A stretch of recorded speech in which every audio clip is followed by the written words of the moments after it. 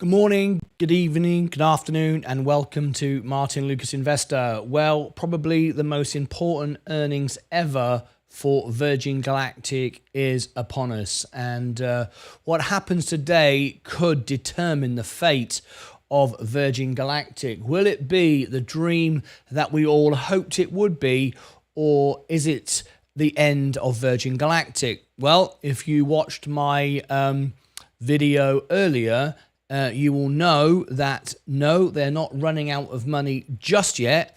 There is some more runway to go, but we do want to see a good return tonight. We've been beating on earnings consistently.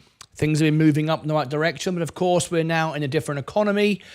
We've got all kinds of global conditions selling off, but we're not selling. You can see today it popped up. Predictions were made by people saying the markets are going to crash 60%. That is not the case at all. However, we do have some selling pressure and some fears, but it's all overblown. The economy is fine. Rates are coming down. That will stimulate business. That will stimulate Virgin Galactic. So we're getting ready now for the earnings. Rates are going to come down. I've said now for 18 months, rates would come down in the summer of 24. I said that 18 months ago, and I'm standing by that, and I was right. I think everyone agrees now. Rates will come down in September. That is great for Virgin Galactic. I've also said now for the last, I think, 2 or 3 months, it'll be a 0.5% rate cut. The Fed will not cut rates early. That would show weakness. That would show that the economy is out of control. They are holding their positions. They're taking their time. We might get some information on Jackson Hole. There may be something there, but we're not going to get an emergency rate cut. So there's no help for Virgin Galactic just yet. Now, you've got a bit of time if you want to catch up with the preparation for Virgin Galactic tonight. I've given you a full analysis of what I believe you need to know for the earnings tonight on Virgin Galactic. So you may have seen this, you may have not. I'm just going to let you see. You've got time to watch this before the earnings starts. So let me share with you on the screen what I'm talking about, and you might want to go and look at that now and come back. You've got time because we're not going to go over that amount of detail in this video. We're just waiting for the earnings to begin, watching for any latest news of any developments that come out. But what you may have missed is the preparation for Virgin Galactic. Here it is. It's just come out on the homepage of the channel where you are right now on YouTube. There is this video here, 27 minutes long. I give a full analysis here. We break down who's buying, who's selling inside hedge funds, institutions, where the levels are. The short interest predictions, all of it is in this video here. And we also look at the new Delta video. It's only just come out. Only a few of you have had chance to watch it. You've got time to watch the whole of this and come back. All right. So I wanted it to be as up to date as possible. That's why it's just gone out. Yes, I could have made more views if I'd posted it earlier, but it was relevant right up to the hours leading to the event. So I wanted to do that. So let me put it in the chat for you. SPCE analysis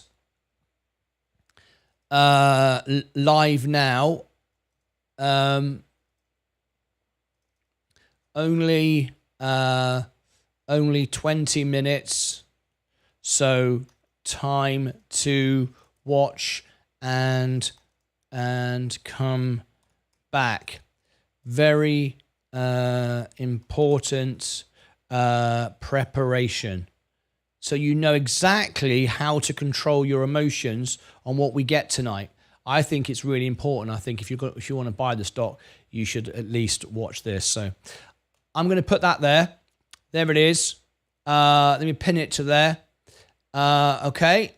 Now then, there it is. You might want to go and watch that before the earnings. You've got time to come back.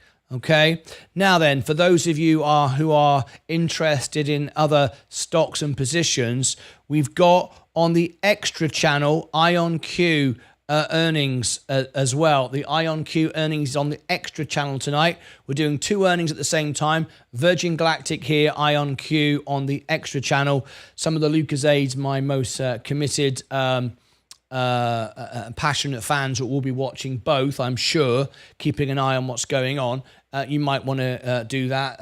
That's entirely up to you. But I would strongly recommend you go and watch the preparation video now. Otherwise, you're not going to be ready for tonight.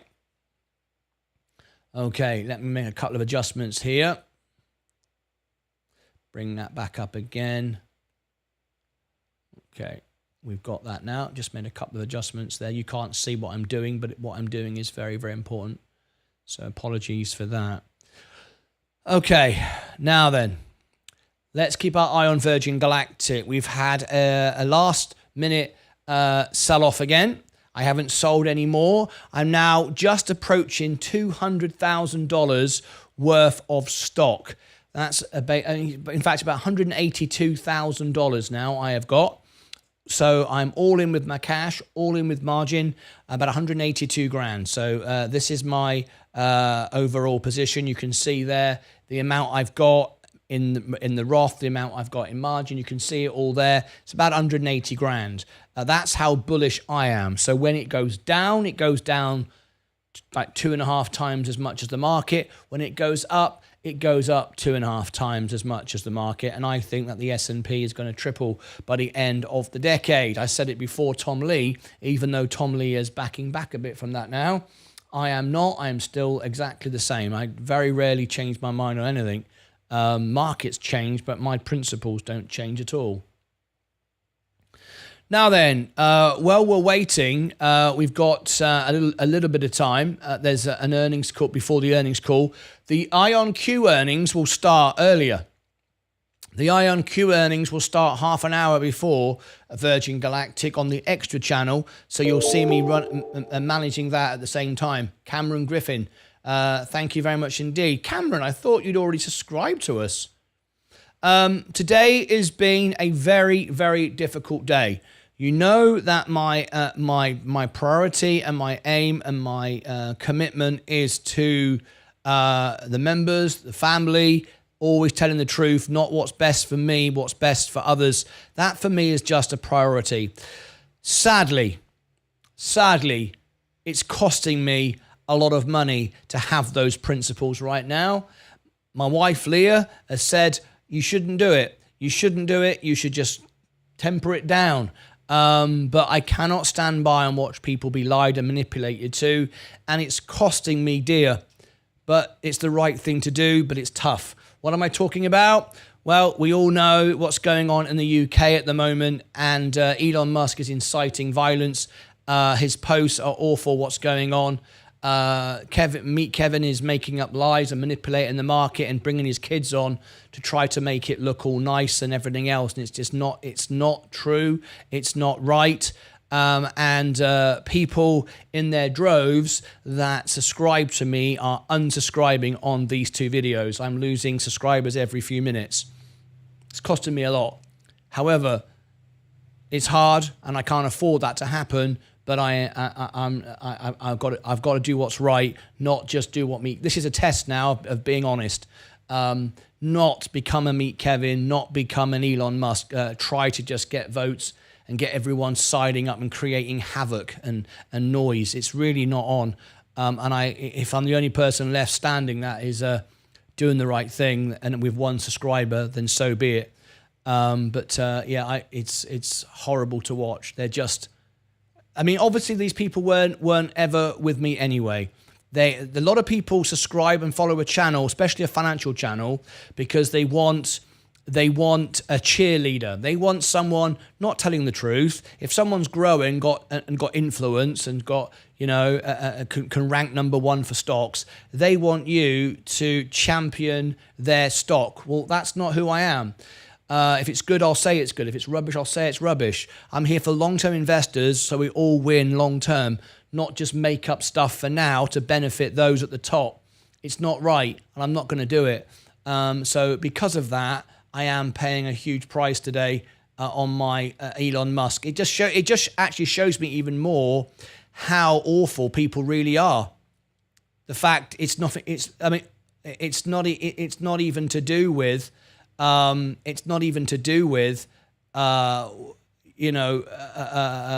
What's right.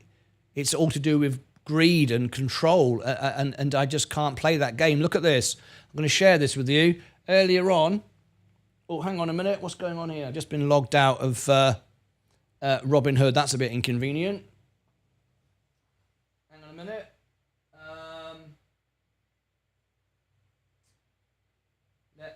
How can I just change this a second? Just bear with me a second.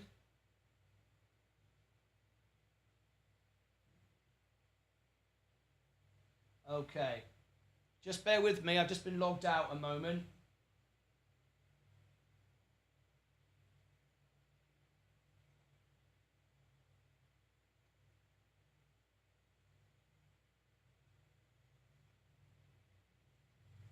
Just bear with me.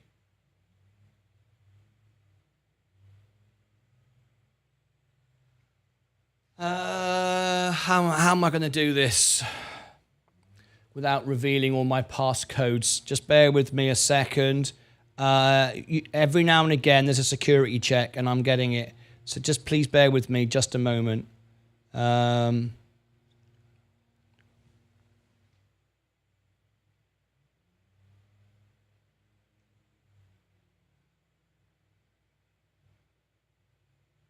Okay, we're nearly there. Okay. That's taken care of. Okay, sorry about that. Anyway, I've taken care of that now. Let me bring that back up on screen again. It's very difficult for me because I've got security codes everywhere and I show everything on screen, so I have to be extra careful that I don't end up compromising my security. But look at this. I've never had it on a video. Look, 11 unsubscribes. You cannot say anything truthful against Elon Musk. Isn't this absolutely heartbreaking? Elon Musk is very much about free speech. Even though he's inciting violence right now, 3 young children were killed, and he's inciting violence in England. 100 riots are planned tonight, and many are quoting Elon Musk. This is really bad. I have never had a video do that. Down, down, down, down. These are all Elon Musk fans who subscribed to me because they thought, oh, Martyn Lucas is going to promote Tesla. No, he's not. He's against our hero. Bah, we're going to unsubscribe. Even though I told the truth. This is costing me dear. There's people spreading information online about me. There's people spreading information on Reddit. This is free speech. This is being a decent human being. I can never, ever buy a Tesla after this. I said it in my video. I cannot be part of this. And I brought out a follow-up video a few moments ago to express what was going on. And look, even more, just started again. So if you are one of these people that subscribe to me as a cheerleader and all you want is noise and rah-rah, whether it's truthful, hurtful, evil, doesn't matter what, and you subscribe to me for your selfish greed, just don't bother coming back. Just follow those that will tell you everything is great to make you money. I think it's disgusting, and it's very, very hurtful for me having to live through this, watching my subscribers run away and go down like this. I've never seen anything like it. All I've done is say what Elon Musk did was incite violence, and it is. He's attacking the Prime Minister. He's saying that England is protecting Muslims and letting everybody else to their own devices. That is driving the English Defence League, which are basically thugs and rioters, literally to crazy. 100 riots. 3 young children were killed. Had nothing to do with immigration or any of this stuff. And they jumped on it, and Elon Musk seized the opportunity. I feel disgusted. Leah said I shouldn't talk about it. I shouldn't talk about it. It's relevant. It's relevant to my stocks. It's relevant to business. It's relevant. It's news. It's truthful. She said you shouldn't say anything against him. It's costing me. Not just the subscribers I'm losing, but people are now attacking me everywhere for telling the truth. And this is supposed to be free speech. Elon Musk wants people to get on and he wants to do good things for the world, bring in EVs and protect the world. He wants to start World War III by the sound of things.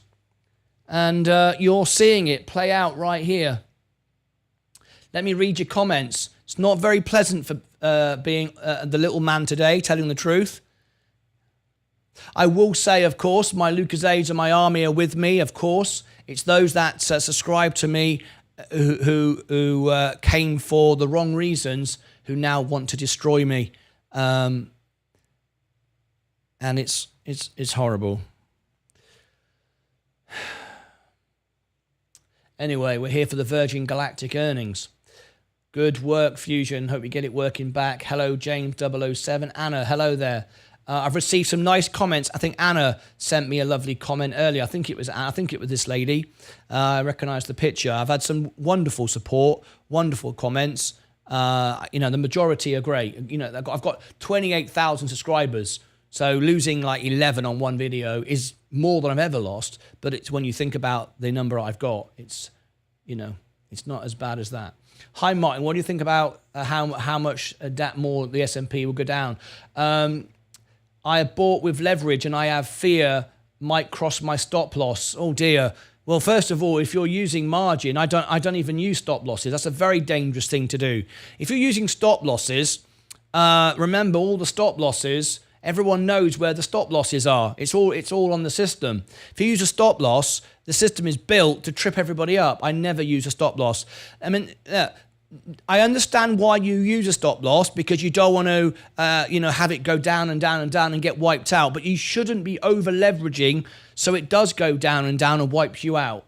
My portfolio can drop 50% and I still won't get blown out. I would just buy more on the way down. I've not got a stop loss. If you're setting stop losses, it means you don't understand what you're buying and you're fearful and you're not sure of yourself.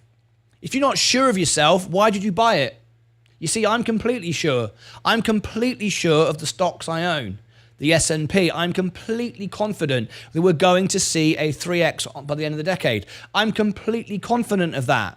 And unless there is the end of the world comes, and who the hell cares what your stocks are, right? I'm completely confident. I'm not putting a stop loss, because if we suddenly get a flash crash, I want to buy that. I don't want to get sold out and suddenly I'm selling on losses. Now you are in trouble. If you borrow money, especially as much as I borrowed, you do it because you understand why you're doing it.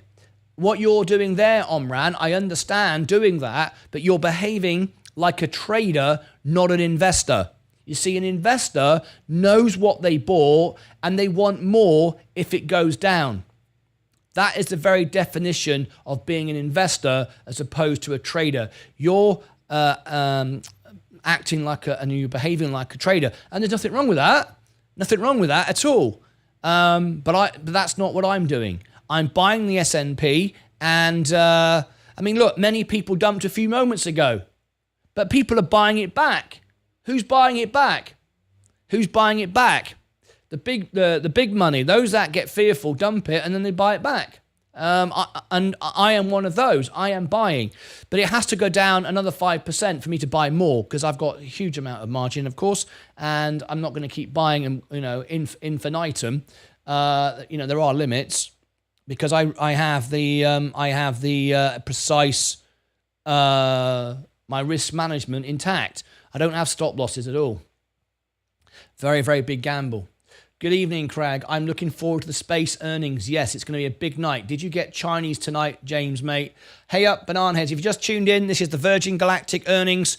We're waiting for it to begin. We've got IonQ on the extra channel at the same time. Hello, Craig. Hello, Vaz. Lovely to see you. Pole Vault Women. Cleared 480. Congratulations to her. The Delta video is on their Instagram. Looks good. Yes, I just covered it. I showed you it on the video that I've just recommended everyone go and look at. I've just done the analysis video just an hour ago, and I showed you the Delta craft there, and I've put it in the chat. I'll give it to you again. It's 20 minutes long. I recommend everybody who is an investor watch that right now. I'll give you the full breakdown of what we can expect from the earnings. No point watching it after the earnings, is it really? So anyway, watch that now and come back. You've got time. Delta is beautiful. We talked about that on the video. Delta looking good, I agree, but will be better in the flesh. Yes. Hi, Craig. Hi, Anna. I'm thinking about buying some more so we can still fly together. Simmer.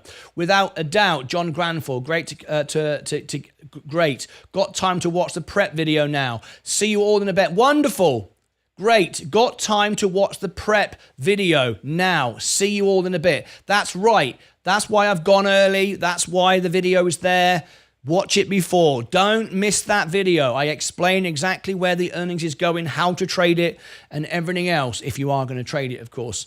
Martin, I still see almost 30,000 subs, which is an increase on last week. It is, but I am losing a lot of subs. I've never been in this position before. Now you know what happens if you talk against Elon Musk. His cult following will get together on Reddit and lots of other WhatsApp groups and get everyone to, free speech, it's hate speech, that's what it is. Had you walked today, Mike?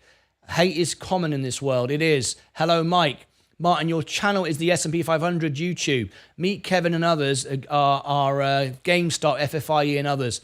They are high now, but they don't have a tomorrow. Your channel will always be quality. Thank you very much. That's very, very sweet of you. That's very nice of you to say so. I appreciate that very, very much. It does hurt, though. There's nothing worse. I mean, I've not even talked about the hate mail I'm getting. And the horrible messages I'm getting and memes and emails. It's the universe testing you. Keep strong and you will reap bigger benefits later. We have your back, Stacey. Thank you. Martin, I'm not seeing any lies in Elon Musk's post. You want him to not speak the truth and censor people. What do you mean? What do you mean? You don't see the truth. You don't see him lying. What do you mean?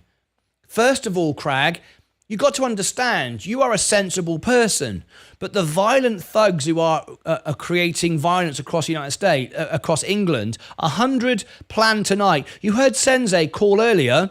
There are people near him being pulled out of cars and stabbed because they look Muslim. Right? Now, Sensei said people are afraid to go out of their houses where he is. Okay? Now you say, what's that got to do with Elon Musk? Elon Musk has millions of followers, and Elon Musk said on X, if you watch my video, I explained it. He said that the United Kingdom is it's inevitable. We're going to have a civil war. I've gone all the way in history, and I'm telling you that we have not had a civil war in the United Kingdom for hundreds and hundreds of years, and there's no chance in hell we're having a civil war now. What this is violent thuggery on the streets of England, and it will be dealt with. That is not... Now, you might say, well, that's okay, that's free speech. When you have millions of followers that are thugs, you don't say stuff like that. It's irresponsible. That's like Adolf Hitler being given an X channel and coming on Twitter and saying, I don't think Jews are very nice, everybody. Just thought I'd let you know. And then suddenly everyone goes around doing terrible things to Jewish people. It's very subtle, but anyone with any brain understands what's going on. It's inciting violence. He then went back and made it worse. He commented back to the British government, and he said that in England there's a two-tier police system, one for one and a different one for the other. And he says, why are Muslims being protected and the rest can go to hell?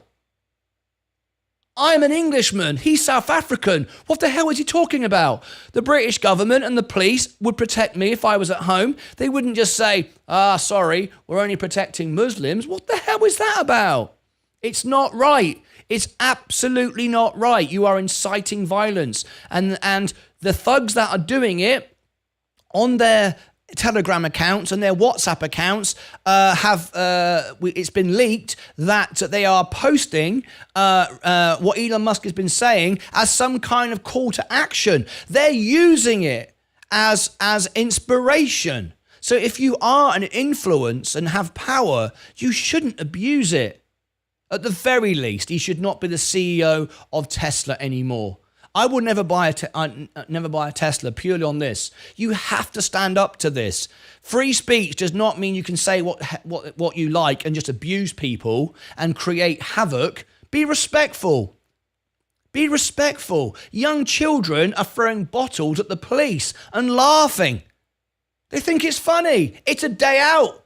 Let's all throw bottles at the police. Where's the parents? People now think it's funny because of TikTok and YouTube and Elon Musk saying free speech, do what you like. No, we have to live in a world with rules and regulations. Could you imagine when you was at school and you turned around to your teacher and said, free speech, I want to be able to shout at the teachers. Well, no, I'm the headmaster and you're not allowed. Go to the office because I'm going to give you the cane, which when I was a kid, you got the cane. And you didn't shout at the teacher. Now you can shout at the teacher and say, I'm a cat. Or I'm a he, she, or I'm a she, he, or God knows what else. You can do that. You couldn't do that. If I was at school and I turned around and said to my teacher, from now on, I want to be called a woman. I'm a lady. I'm not Martin anymore. I'm Martina. I want to be called Martina from now on. My teacher would have sent me out and said, go home. Now, it doesn't work that way. It's ridiculous. What is going on? And I'm standing up and saying something, and people are not only unsubscribing from me, they're sending hate information to me. They're sending my videos to hate circles. Unsubscribe from Martyn Lucas. Da-da-da-da-da. He's trying to shut down Elon Musk. He's against Elon Musk. I even had one message, and you can go and see the comments. I don't delete any of them. I leave them there. On YouTube, one of the comments on my video was, if you're not for us, you are against us. And then I got an email from that person with a threatening email. It's like, since when am I going to being threatened by Elon Musk cult? I mean, what's all that about? If you think that's right, Crag, I'm sorry, mate. I don't understand it. Hey, Stacey, I don't own any space, but hope stock will go up in the future. Crag, yes, old friend, 2 small ones. Hi, guys. X and Rumble have now filed a lawsuit against the ones trying to censor them. Crag, come on. We're not talking about censorship. We're talking about respect. Where is the word respect anymore? How is it right that you can be rude to somebody? You can incite violence. Take responsibility for your actions. If you're a powerful online person, you have a responsibility to be a little bit mindful. I'm not saying you can't say anything, but you have to be respectful and mindful and think about what you're saying. I think about what I'm saying all the time. I'm fully aware.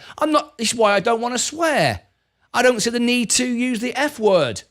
Elon Musk uses it all the time. Meet Kevin uses it all the time. Everyone loves it when you swear. I'm not going to swear.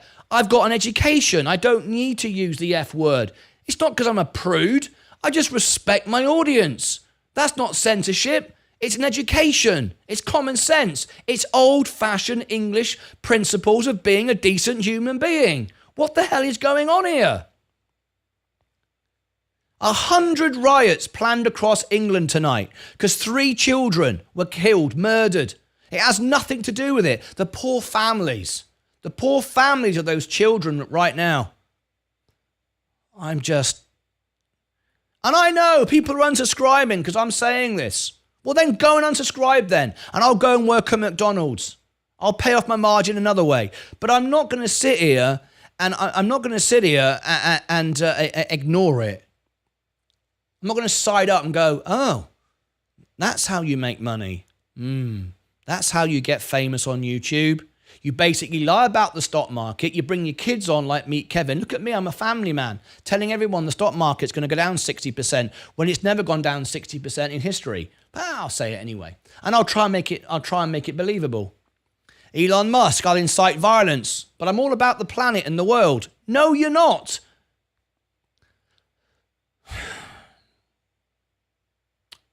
And I say something, and I'm the bad guy. These are the unsubscribes of people you don't need. No, that's right. You're right there. You're right there, Vaz. I don't need those people on my channel. And that's one thing I wish I could do, because I've always said my channel is not about being the biggest. It's about being the best and the most honest and the most real. I wish that there was a way that I could stop people subscribing to me.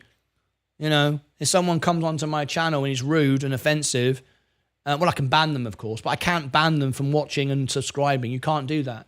I'd like to do that.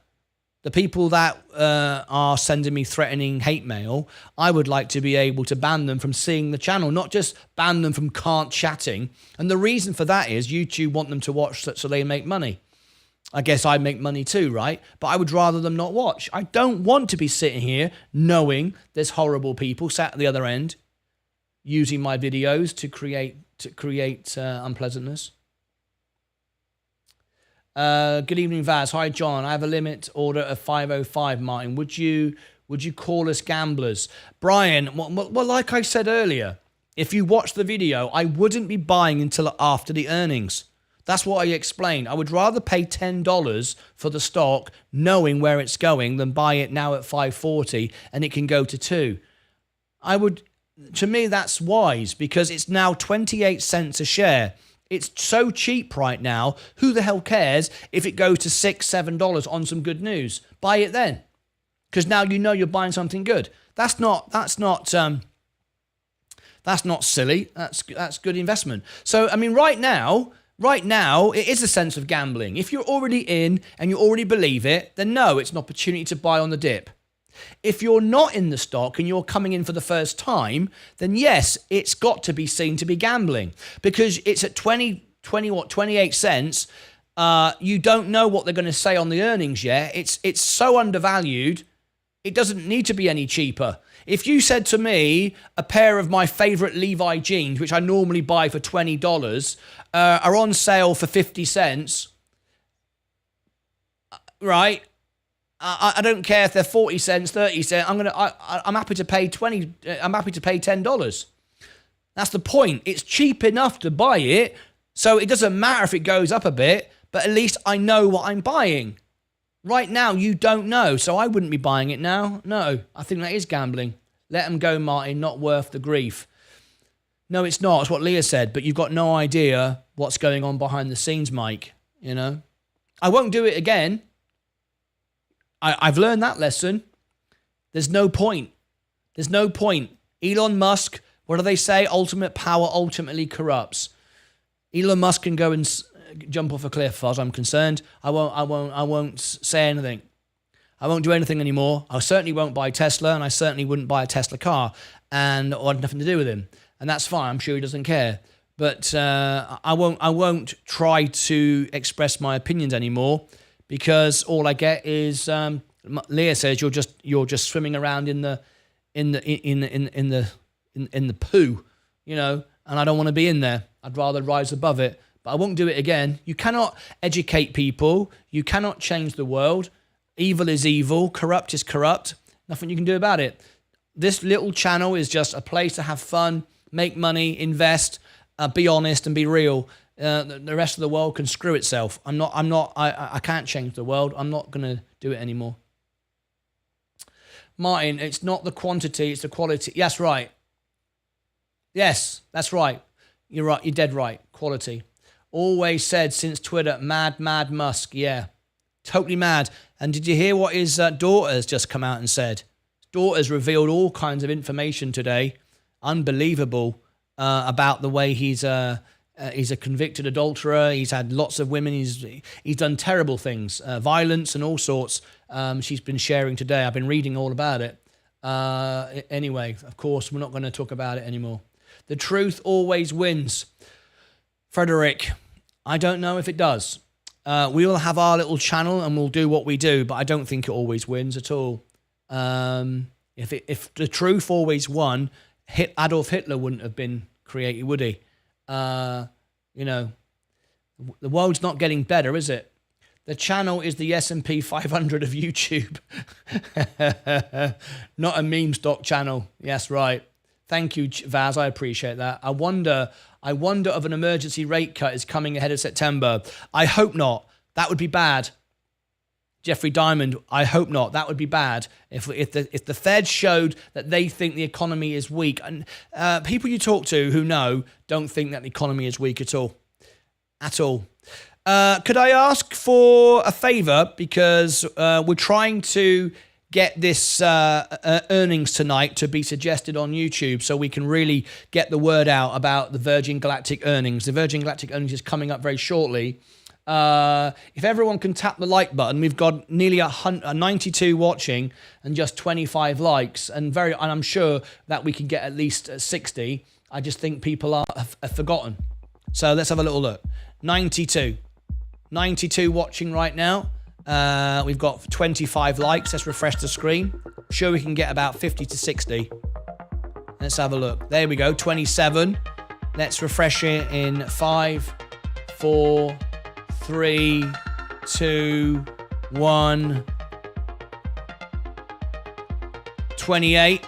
Okay, starting to move. We should do 50. Unless we have lots of those Elon Musk cult followers in this channel that just want to do anything they can to ruin my business, make me upset. I don't know. Okay, 5, 4, 3, 2, 1. Isn't it terrible? The richest man in the world's got a bunch of people trying to, destroy my little business. It's not nice, is it? Not nice. Especially when I'm relying on my income to pay my margin off. 44. Let's try this one more time. 5, 4, 3, 2, 1. 49. Oh, very good. I said 50, didn't I? Did I say 50? I think I did. Let's try one more. See if we can get 15. 5, 4, 3, 2, 1. 50. Spot on. There you go. Spot on. Okay, I do know my algorithm pretty well. I can pretty much predict it. That's pretty good. Thank you very much indeed, guys. I really do appreciate that. Right. Virgin Galactic earnings. This is where we're going to show you the screens. We're going to show you this basic line chart. We're going to show you the advanced chart. We're going to show you the price when it comes in. They've beaten every earnings. It's apart from the first two back in 22. But we've been moving up consistently since then. That looks good. Of course, there'll be no figures out yet, but we'll keep our eye on it. We'll also keep on our on Bloomberg as well to make sure if there is any news beforehand, we will have it. The presentation hasn't yet been unleashed, if you like. It's early. This is where it happens. I have it, but it's not available yet. We are obviously early. That's what we're doing. IonQ is on the extra channel. We'll be starting that in about 20 minutes time. So IonQ will be going live earlier than Virgin Galactic, and I'll be covering the IonQ earnings. So there we go. But I'll be doing both earnings at the same time. One on this channel, one on the extra channel. So you've still got time. If you've not yet seen the preparation video, strongly recommend you do. It'll give you all the trades, positions. I think it's important to watch that. Kind of senseless watching it afterwards. I know some of you will, and you'll sort of see how it compared to what I said, before, and you see how it compares. And people do that a lot. Right, let me go through a few things. The extra channel is good. Waiting for the earnings there. Let me have a look. So another day tomorrow. Nothing from the S&P. Yay.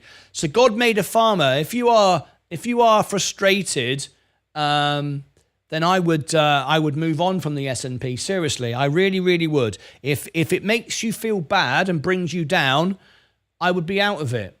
But look at that. It's down hardly at all today. Remember, I'm down double the amount because of margin. All right. If you were trading it, of course, you could have made money both days. So there's that to consider. But also, you're saying it's bad. Well, if you go now and look at the individual stocks that you could have owned, they're all down much more. Nvidia is down 4% today. Holo, 8%. Look at that. Nikola, 2.3. Donald Trump, 6%. You know, you're saying it's rubbish, but look at the reality. Look at the reality. You've got Apple up 1.66, but that is the main part of the S&P. So the S&P is being held up by Apple. So the S&P is doing its job. You're just not patient for it. Do you see what I'm saying? It's a very stable asset, preparing for this is the time to accumulate and buy the dip, load the average, and just have patience. If you'd have jumped out of the S&P today, most of the other stocks that you'd have bought would have been down much, much more. And if you'd bought Apple, then you already own it with the S&P. You might as well stay where you are because you earn a much better dividend. So, you know, you've just got to be patient. If you haven't got patience, you're not an investor. And if you're not an investor, don't bother with the S&P. Try and trade. Honestly, I want what's best for you. And what's best for you is owning the S&P right now. But if you don't think so, then go and buy something, you know, high risk that's moving quickly. But remember, the people that bought something today, that made profit today, have got to pay 20% tax on those gains. And now what do you do now you've got the money? Where do you go next? I don't have to consider that. I'm just holding. Have patience. Good evening, John. What, oh Martin, ladies and gentlemen, and Mike, hiya Malk. Hate speech is free speech. Hate speech is free speech. It does seem that way. Bro, still hyping a stock that dropped 99.5%. Here we go. Not hyping a stock at all, and I'm not your bro. Yeah, whatever. You had a common sense approach to the market and investing. That is why the doom and gloom guys don't like you. That's right. That's right. Over 100 organised riots planned for tonight across the UK. How many people are going to be scared out of their wits today? How many people are going to be killed, injured, property destroyed, policemen injured? Elon Musk should be in prison for what he has said. Thanks for your explanation. At the moment, I'm using eToro Broker, and the way you explained about the trading system which you are using, unfortunately, eToro don't provide such a margin system. Okay. You're very welcome. Good evening. Exactly like back in Nazi Germany. Correct. My aim is also long-term investment like you. Do you have a good broker recommendation? I live in Germany. Thank you. I'm sorry, I don't. I have no experience of brokerages in Germany. I'm sure you could do research. I honestly don't know. Robinhood eventually will come to the whole of Europe. Robinhood crypto wallet is already in Europe, and the Robinhood wallet, the Robinhood account will come to Europe. It's already in the UK, but right now I don't know. Free speech on a large platform with a large following can be very dangerous. He should act responsibly. Exactly. Have respect, have values, have principles. That is not, censorship. That is just called common sense, decency, and respect. A thing that seems to be very lacking in today's society. I thought you meant the two-tiered policing comments he put today, Martin. But it is horrible scenes happening. I think the army should be deployed to try to bring about some order on the streets again. Yes, but as you know, Craig, in England, it's very different than the United States. We don't start with the guns and the tanks. We start with a little Bobby on the beat with his little shield, and that's a good thing, right? Because you're using minimum force. You don't want to start with machine guns and tanks. It's just going to get even worse. I mean, you bring a machine gun to a knife, a punch up on a Saturday night, you end up everyone getting mowed down with machine guns. We don't want that. Of course, the army will be deployed because it is going to get out of control. The British police force is not designed and doesn't have enough And we don't have, we do have armed policemen. They're special forces, though. That things like the Met and when they call in special services for specific reasons. But if we're going to have riots across the whole country, then we're not set up for that. Whereas in America, everyone's got a gun. Every policeman turns up with a gun. We haven't got that. And we're not set up like that. And we don't want to be set up like that, do we? We want everyone running around with guns, shooting everybody. Can you imagine it? Can you imagine in America tonight, 100 riots all over America and everyone's got guns shooting everybody? It'd be like World War III. It'd be like, what the hell? We don't want that, do we? I think in the future, Elon wants his Tesla bots to be the new police officers like RoboCop. Yeah, imagine that. The West went too far with their interventions in our hemisphere. Ed 209, 1933 vibes. James 007, Martyn, you are allowed to say whatever the hell you want with free speech, whether it's bullying or being nice. Otherwise, a free country becomes sensitive. No. So you're saying then it's okay to bully people online. Do you know how many people have taken their own lives being bullied online? I was bullied at school. I was bullied verbally and I was bullied in person. And you're saying that's okay. It's okay to bully someone with words online, in person. It's okay. It's okay to abuse people. People take their own lives. I'm assuming you're a very young man, because if you'd lived a longer life, you might appreciate that's not very good at all. Allowing bullying and saying, well, it's free speech. The hell is that? So I can walk into a classroom, can I, and just start effing around, using F words all over the classroom? It's free speech. Do what I want. Where the hell is the manners and courtesy?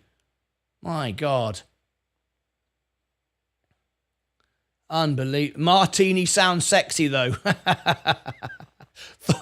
Martina. Yeah, it's a good name, but it's not me. Thoughts and prayers for Brenda and the UK is completely insane. Thoughts and prayers from Brenda. Thank you, John. Thank you very much. I appreciate that. Those poor families who lost their children, they never thought this was going to happen, did they? Thank you, James. Martyn, you're the best. Here, African woman. Hello, African woman. How are you this afternoon? Lovely to have you here. I understand you were coming from, Martyn. He may have incited more people with his comments. Yes, that's correct. That's right. That's right. I understand where you're coming from, Martyn. He may have incited more people with his comments. There's no question about it. The evidence is there. It's being shown online. Martyn, respect is the key. Exactly. Respect is very old-fashioned, simple. It doesn't seem to register today. No one cares about that. Crag, it's not just one group of people committing these offences, it's all groups. Yeah, Google wants people to watch YouTube so they make money while they are sitting on 11 billion in cash on the balance sheet. Well, assuming Virgin Galactic doesn't find new management lows, space is good long term, says Jeffrey Diamond. Brian, hey brother, I know Team Fusion, but only one side is being shown on the media. Lots of videos of the other side are readily available on X. What do you mean, the other side? What do you mean, the other side? If you're having a riot tonight, what other side is there? Explain what you mean. Don't buy it either. If it goes to 2, it'll go to 0. Friend, no overreact, man. Friend, don't overreact. What do you mean, don't overreact? How is this? How am I overreacting? I missed the issue. What did you say, Martyn and Musk? I'm sure nothing crazy. Elon is doing more good than bad. All right, you can. I used to think that, but not anymore. It does. Trust me. Says Love. Smash the like. Thank you very much, James. Everyone like the smash button. Like the smash button. Cannot like more. Thank you very much. Laser has been dumping all day. Fire cell. You weird man, talking bad about Elon and directly after pumping space. What an absolute idiot you are. There you go. That's a sort of nonsense. So is free speech allowed then? So I can call you an idiot, right? I can call you an idiot because you're calling me a weird man talking bad about Elon Musk. Here we go. Here's one of Elon Musk. Here's one of Elon Musk's clan. One of his cult followers. You talking bad about Elon? You can't do that. I'll unsubscribe from you. Well, bugger off then. I don't need you. Don't want you here. I want intelligent people, not followers of nonsense. Go away then. And directly after pumping space, that's how ignorant and stupid you are. I'm not pumping space. I don't even own it. How can I pump a stock? Read the Oxford Dictionary. Oh, I've forgotten. You haven't got an intelligence, have you? Read the Oxford Dictionary. The definition of pumping a stock is to pump your own bags of your own position in the aim to sell it. Well, guess what? I don't own any Virgin Galactic, so I'm not quite sure how I'm pumping my stocks. So again, ignorance and nonsense is not welcome here. As rude comment removed, now he's gone. Thank you very much indeed. We were all going to make money eventually. I think it was a busy night for moderator duty. I never even allowed the comment to be seen. Thank you, Mike. It just gets through to me in different ways. Emergency cuts would have happened already. The Fed will let the market fix itself. Correct. That's the right thing to do. Wait for the right time to cut in September at the FOMC meeting.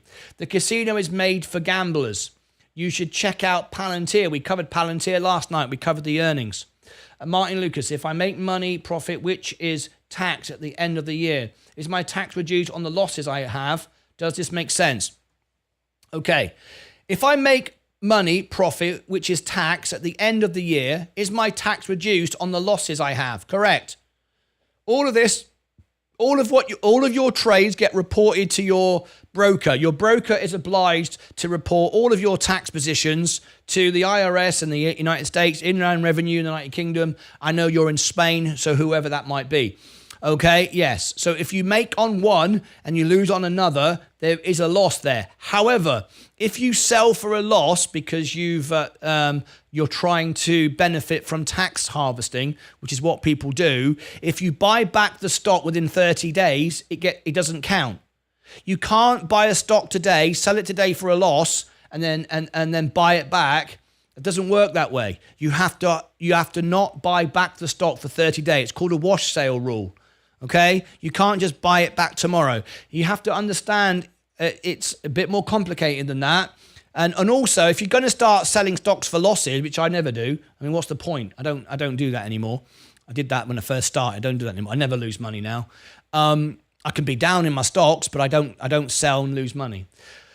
If you're going to be selling for tax benefits, tax harvesting, you've got to do the calculations and know how much tax you are expected to pay before you do that. Because if you're not going to be paying any tax or whatever, then there's no point. If you're going to pay a tax bill of, say, you estimate $10,000 and you can post losses and you can reduce that to $8,000, that's fine. But there's no point then reducing it to zero and then selling even more, because you're not going to get any money back more than a full refund. You can't get money back you've not paid in. So you need to do the calculations. How much tax are you going to pay? And and calculate it all. Don't just go, well, I'll sell for a loss because that'll bring my tax down. Well, maybe you wasn't going to pay tax anyway. Or maybe you've already lost enough. You've got to do the calculations. It's not straightforward as that. I mean, the golden rule is if you don't want to do all that calculus and work it all out, just own and never sell, and then you'll be fine. I mean, there's that way of looking at it, which is what I do. That was old news, Smoky Fats. Martyn, I can't believe how much ASD Spaceflight has gone over the 20 now per share. Thank you, Danny. I used to be hard right. The whole economy. The whole economy, pension, stock market is like a Ponzi scheme. Western countries need immigrants to prop up the mess, said Smoky Fats. Do not take offense this, Martyn, to everyone. You have to do your own research if you're investing on your own and not using an advisor. Do not put all your bets on one horse. Diversity is for long-term goals and your situation, and leave some to play with. Absolutely right. Martyn, why are the markets all red? The recession has started to slow down. Why has the bloodbath on stock? Why why we have that bloodbath on the stock market. I explained it all in detail. We had a problem with the Japanese yen. We had people over borrowing. Meet Kevin tried to simplify it and add different permutations to make it sound something that it's not. But essentially, people borrowed money on the Japanese yen because the rates were low.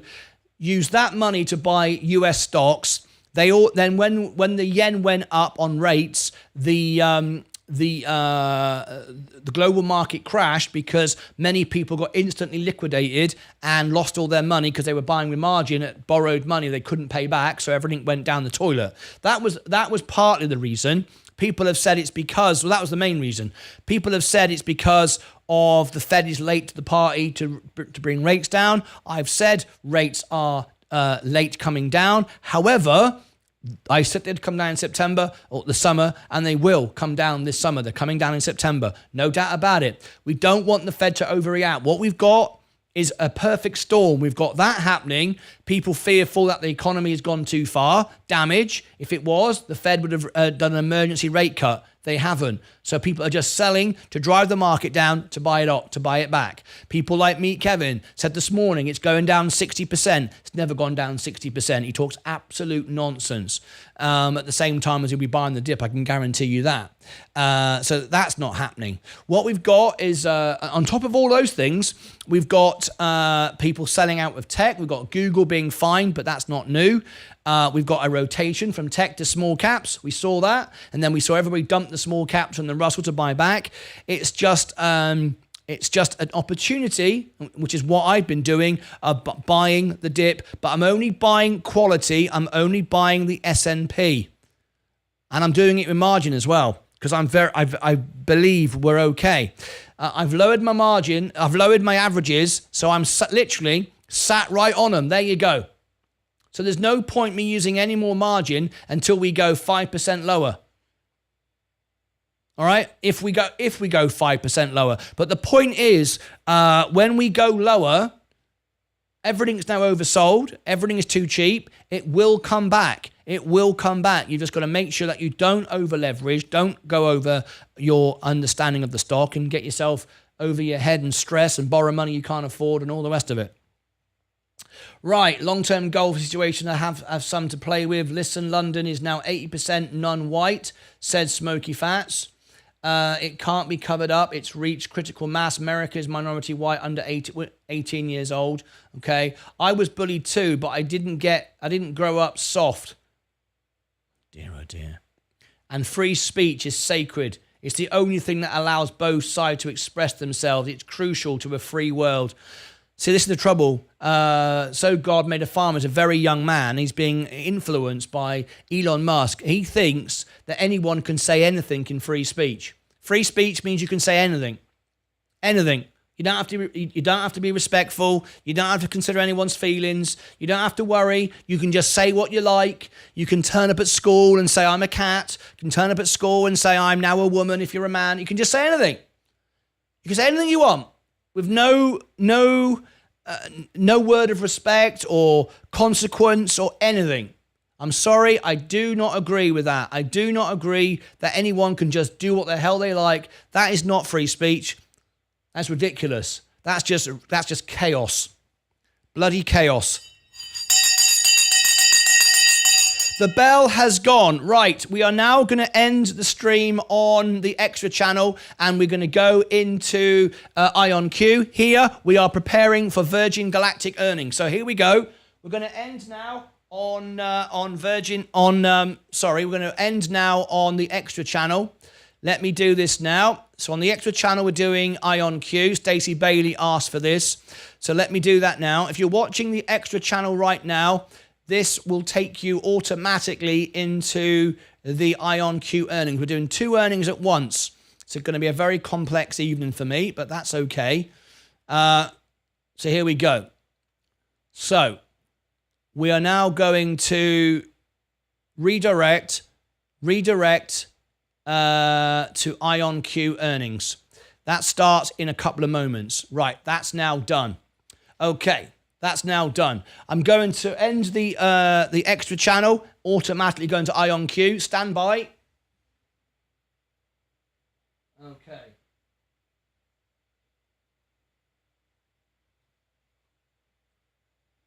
IonQ earnings, the extra channel is now closing, and we are now going to start the IonQ earnings early. As long as we can stay ahead of the game tonight, we'll be good. Go live, go live, go live. Let me have a look at the screen. We've still got audio coming through. Let me check this. Yeah. That's looking good. We've got the earnings. Let's make a start with the extra channel. Go live.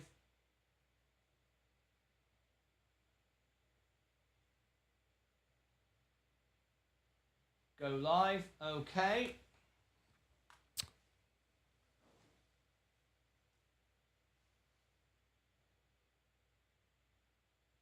Okay, the extra channel should just about to start. We are now live on the extra channel with IonQ. So this is what we're going to do. We're ahead. The Virgin Galactic has not started yet. We've got some time. So let me run into the IonQ earnings. There it is. Fantastic. That's working perfectly. Let me double check all the settings are running fine. So if you've just tuned in, good morning, good afternoon, good evening. Welcome to the extra channel. Welcome to you. It's lovely to have you here for the IonQ earnings. You are behind the scenes tonight with me. We are on the main channel. We are covering the Virgin Galactic earnings. But right now here on the extra channel, we are covering IonQ earnings. Welcome. Welcome to our extra channel. Okay. The IonQ earnings will start in... in 30 minutes, in 20 minutes, in 20 minutes. So just please bear with me. Okay, we're all good there. That's all looking good. All right. Okay. That's all fine there. Okay, we'll come back out of there. So now the IonQ earnings is working. Yep, everyone over there. That's starting shortly.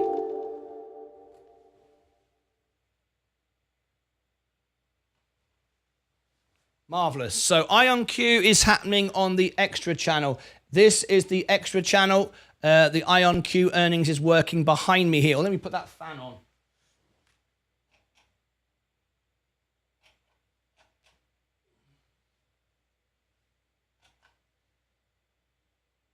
That's better. Okay, so the IonQ earnings is running now, and I'll be back with the IonQ earnings in just a few minutes' time, so I'll be keeping my eye on that. So let me get this up on the screen. I can tell you now, we are doing the Virgin Galactic earnings here on the main channel, and that doesn't start yet for a while. We've got a bit of time. So let me just check on the IonQ earnings and tell you what the situation there is. We've got... no information just yet. So let me bring up the audio here, and I'll keep listening in. This is expected on the half hour. So we've got a bit of time. Okay, we'll leave that there and come back to that. Fantastic. Zachary Hookway has just subscribed to the extra channel. Thank you very much indeed. If you wish to... this is where we do events in between our shows, where I set up shows, edit videos. I'm on the phone to CEOs. You hear all the stuff going on behind the scenes. That's where that channel is. Now it's completely free and open to everyone. However, because we don't, that's our home of where we are. IonQ just popped up, by the way, just popped up 5.5%. Because we don't want scammers and bots coming in there. That's where we trade and talk 12 hours a day. We've put a paywall up, and it's 99 cents to be a member of that channel, and the purpose of that is so we don't get bots and scammers and trolls. We just get our investors come on in. This is what's going on right now with IonQ. I'll just show you on the screen. But we are keeping We've got IonQ over there for those guests. But we are watching, of course, the main event tonight for us is Virgin Galactic. Still going down, as you can see. Let's put it up on screen. The S&P is selling off after hours again tonight. We're not going down 60% like people want to scare people to think we are. That's not going to happen. But there could be another correction, and that's fine. That will present another opportunity for me to buy more, because remember, I'm right on my average now. If I buy more, I will lower the average into it, so I'm okay with that. If you're over on the extra channel, please do smash the like button and consider subscribing. Thank you very much. Here on the main channel, we are waiting for Virgin Galactic. We've got a bit of time. On the extra channel, we've got about 25 minutes, and we'll start the call. When the call begins, I will obviously mute myself. You won't hear me talking anymore. You will just hear the call, and you can have that there. Let's have a look. Let's read some more comments. How many people we got now on the main channel? 141. Fantastic. Have we got 100 likes yet?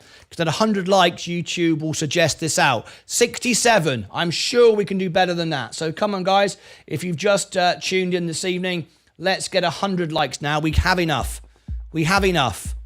Right? We could do it. 145 watching. We could just about squeeze 100 likes. If we do that, then YouTube will suggest the video out, and more people will learn about Virgin Galactic. 67 likes.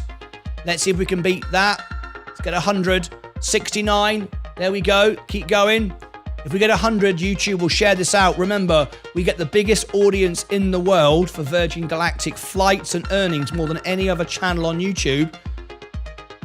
This is the #1 community in the world. We do rank #1.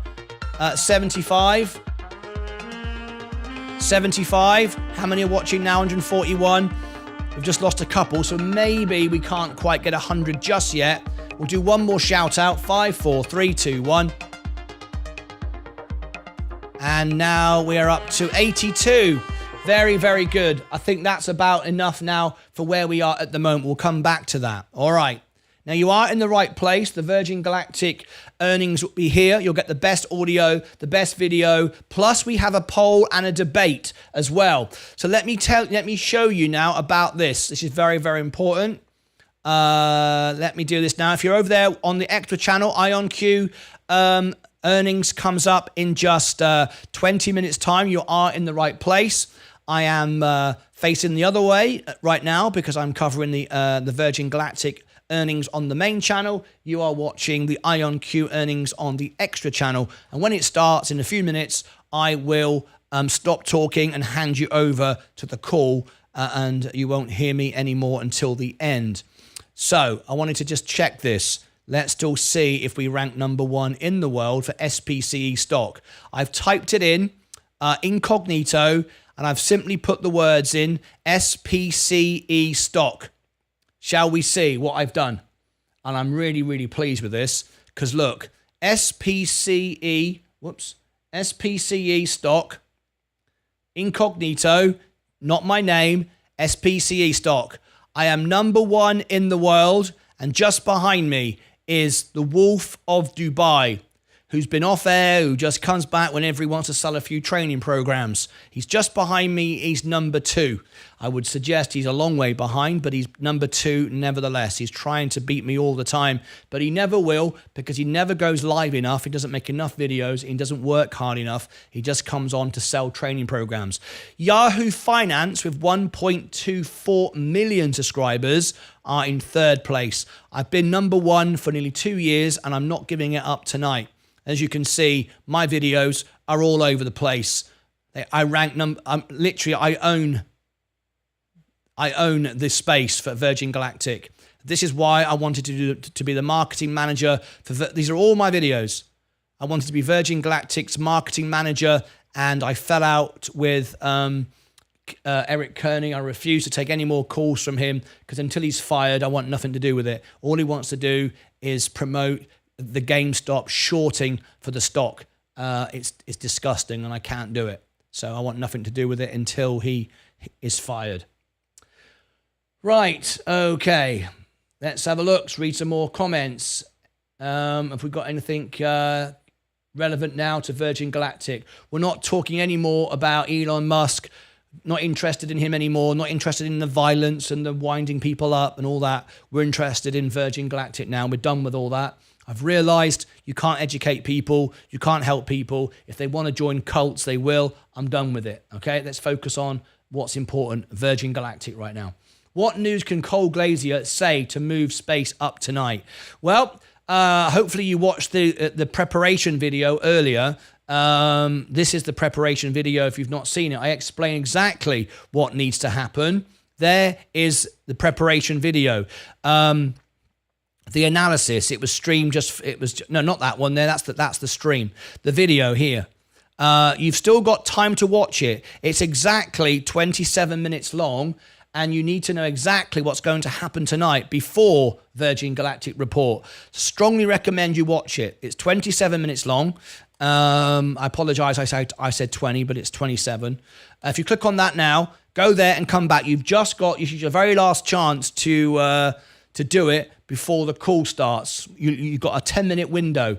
I would strongly recommend you watch that, and you'll know exactly what we're going to expect from the call tonight and how and what he can say to drive the stock up. All right?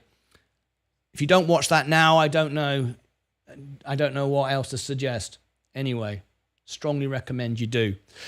So everybody over there on the extra channel, welcome to you. We're looking at you here from the main channel. Thank you very much indeed. We are running the IonQ earnings, which starts in 15 minutes time. We've never missed an earnings. We cover all the earnings calls, all the flights of Virgin Galactic, all the news. We always have done, always will do. I'm not in the stock. Remember, I'm just here to provide the news. My wife owns Virgin Galactic.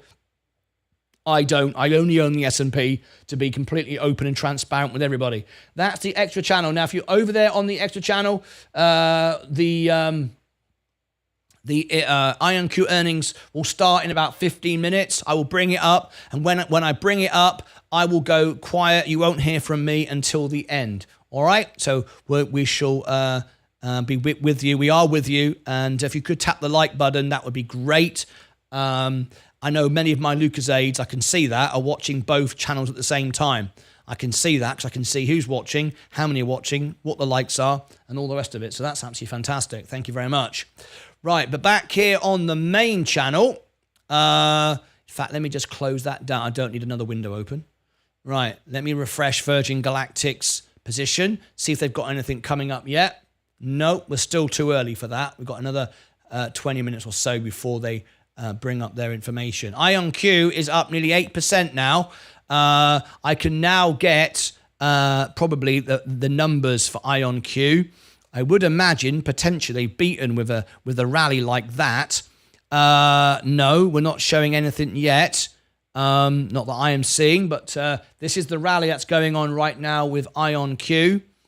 Quantum computers, of course, it's a leader in quantum computers. But we're concentrating on Virgin Galactic. The overall market is selling off, not anywhere near like is being told. There's no 60% drop, not at all. We're building consolidation now and support at these levels. And it's the time to build deposits there and build up a channel. So that's what I'm doing. That's why I'm using margin. But I won't buy any more until we dip lower. I'm not going to sell either. I'm building up to over $220 a month now in dividends from the S&P. Don't tell me that you can't get rich owning the S&P. I started at $5,000. I'm now at 96, and I've got 180,000 now invested. Coming up to need 200 grand. Won't be far off, $250,000. So I've got enough now to reach my goal of $1 million. I do not need to buy any more stock. I don't need to buy any more stock at all. But I will buy a dip and then start to trim, because I have enough money now invested to get to $1 million. And that's all I want to achieve live on the show. So have we got 100 likes now? Let's have a look. We're now up to 92. At 100, YouTube will suggest this out. Very, very nice indeed. Let me read the extra comments. And before I bring up the comments, I have this for you. I've just prepared this. on X for you. My friend Elon Musk, of course. We've got X over here. Will they beat or miss? Please vote in poll. Will they beat or miss? Just posted this. So let me give you the link right now. Here we go. X vote. Here we go. There is the X vote. Go and vote on that right now. We've just got 13 votes. Miss, they haven't missed for 2 years. So, beat, miss, undecided. Let me give it to my Rumble audience as well. I've got a big audience on Rumble tonight. Let me give you the vote there. There it is. Thank you very much indeed. Back to the poll. Let's see if it's moving. 13 votes. Click on it now and it will move. While you're there, we have IonQ is rallying now again. I've got another poll on X, and that is this a buy, hold, or sell? If you vote on it, please repost it and tell me why. Don't just vote on it. Voting is just lazy. Vote and then leave a comment and repost it. Copy link. Okay, I will give you this one as well. X poll 2. There you go. There's X poll 2. Is it a buy, hold, or sell? 23 votes. That hasn't moved. We've got 130 people so watching. Why isn't that moving? What's going on? Let me refresh the screen. Maybe it's not refreshing. It should be. 13 votes. Surely it's gone up from there. No, it hasn't. No one's voting. What's going on there? Why is no one voting? Let me check my notifications. Let's have a look at my notifications just in. Lots of likes, loves, reposts. Okay, I want to thank 6 new followers. So I want to thank Stoop Kid. Thank you for following. Who else have we got here? We've got Rampin Sports. Hello to you. Damian Judson. Hello to you. Della Cruz. Welcome to you. Chris Kakani. Welcome to you. Brian Herzog. And welcome to John Bacon as well. Thank you very much indeed for that. Let me see. Have we got any vote? Oh, now it's not moving. Don't know why the poll isn't moving. That's very strange. 130 people investing in Virgin Galactic and nobody wants to try to influence the stock. That's a bit weird. Anyway, everybody watching me over on the extra channel for IonQ earnings. IonQ earnings is just 10 minutes away. When it starts, I will go quiet and leave it with you. So thank you very much for joining me. I'll be right there. We are at a very special moment this evening, folks. We are just 60 subscribers away, even though all of the hate and all of the fan club for Elon Musk unsubscribed me in mass today. We are up and we've replaced them all with decent human beings. So that's wonderful. We are very close to 30,000 subscribers. We're just 58 away. So it'd be absolutely great if you've not yet subscribed, if we could get to 30,000 tonight, that would be a very special evening, wouldn't it? At least it would be for me, and it would be for the Lucas Aids as well. So there we go. Let me see if anyone's been watching the analysis video. Only 311 have watched that. That's a real shame. Just put that out. I was hoping more people would watch that. Never mind. Did my best to get information out. Okay. Okay. Now then, how long have we got? 10 minutes before we start the IonQ earnings. Welcome everybody on TikTok, Rumble, and everywhere else you're watching me. Here on YouTube, we've got the Virgin Galactic earnings coming up shortly.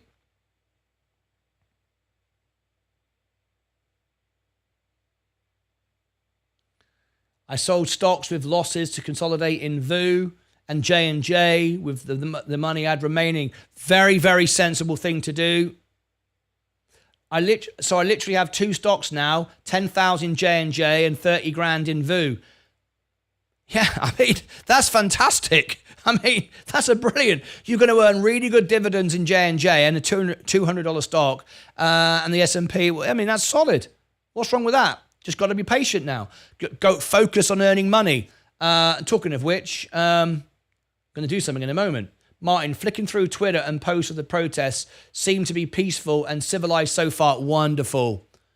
Wonderful. The people of England today are just protesting in a peaceful way. Let's hope so. That would be great. Thank you for sharing that. Just bought 10,000 space. I wouldn't have bought it until after the earnings. I'd rather pay more and know what business I've got than buy it before. But then that's how I invest. I'm expecting the yen to strengthen significantly against the dollar, John Granfor. A lot of people trying to stand up for Muslims with anti-racism protests, peaceful and civilized way. Ah, wonderful. Let's stand up for just peaceful people. Absolutely right. Absolutely right. Okay, great. Okay, we've got... Oh, hello. We got some comments here. We've got some very horrible person. Let me read this.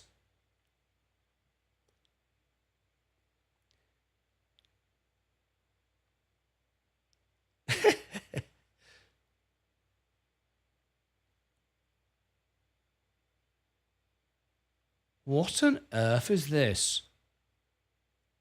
This fake world piano man didn't visit all countries in the world. He's a liar, worked for Carnival and Virgin Cruise Lines. Doesn't count. He cried for tips because nobody liked him. No record of him. Okay. Okay. So I appreciate that Mike probably banned him. But, you know, Martyn Lucas, Google. Let's see what happens if you type in Martyn Lucas in Google, shall we? Martyn Lucas, Google.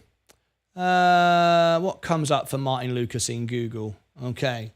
YouTube, okay. My website, World Piano Man. Okay. Martyn Lucas X, Instagram, videos, LinkedIn, okay. Oh, hello, Martyn Lucas is an arrogant. Yes, we've seen that. That's the hate mail I'm getting. Let's have a look. What else have we got? X, TikTok, World Piano Man, Google. Popular links for Martyn Lucas. Amazon. Yeah, I've got a shop on Amazon. Stockwits. Yeah, Martyn Lucas Sound and Silence. Facebook, song list. Martyn Lucas. What else have we got? Let's scroll along. Trying to see what else we can get. Martyn Lucas. These are all my websites. Martyn Lucas. Yelp. Yeah, Yelp. I don't exist, apparently. Martyn Lucas Investor, Rumble. Martyn Lucas. I've got my album on Spotify. Yeah, I recorded that where Oasis recorded their albums at the sawmills. That doesn't exist, I suppose. What else have we got here?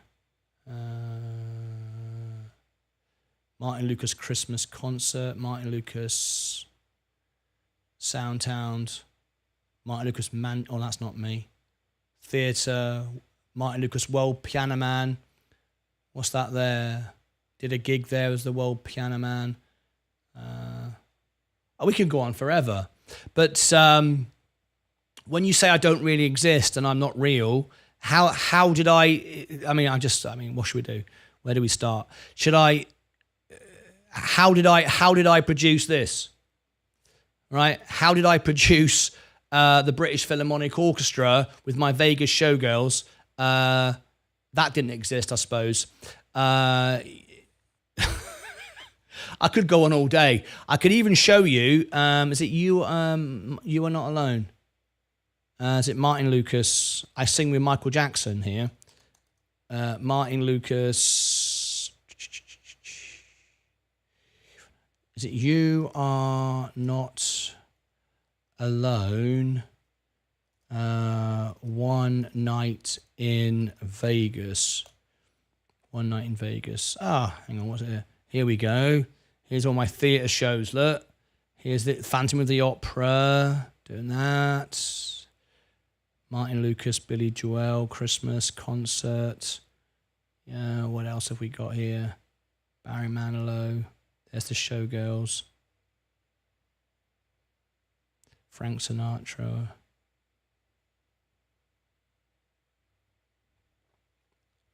Forms. There's one here I actually sing with Michael Jackson. Where is it? Have we got time? Oh, I haven't. Oh, it's 2 minutes to go before the IonQ earnings. So you're absolutely right. I've never done theatres, never taught the world. I haven't done any of those things. I can show you countries. I can show you me in pictures of every country of the world. I can also show you me on every cruise line. Virgin and Carnival. I've done Crystal Cruises, P&O, the QE2, Holland America, Viking, Celia. I've done every cruise ship of the world. Woodford. Right, let's have a look then. Let's go into IonQ earnings. I mean, I shouldn't have been doing that. I should be paying attention. Beg your pardon. Right, IonQ earnings. So where are we?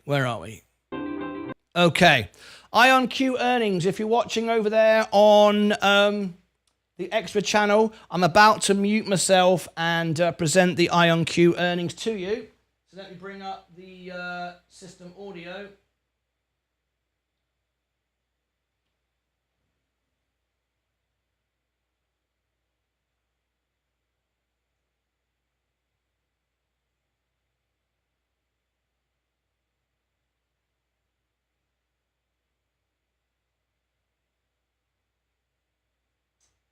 Okay, so I'm just listening in. We've got half an hour to go for the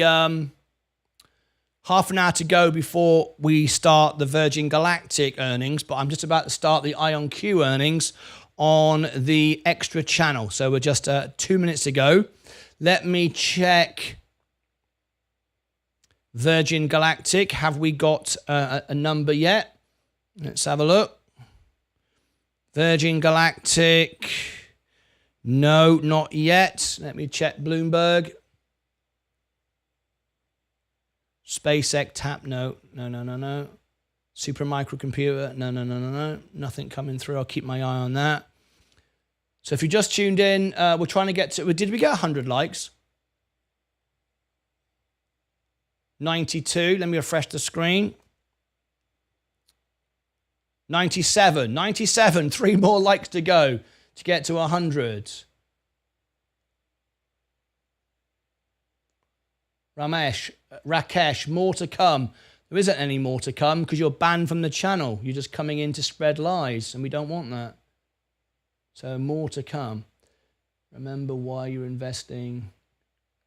Yeah, you're banned now, so well done. Yeah, we don't have free speech here. Yeah. We don't do free speech, we do respectful speech.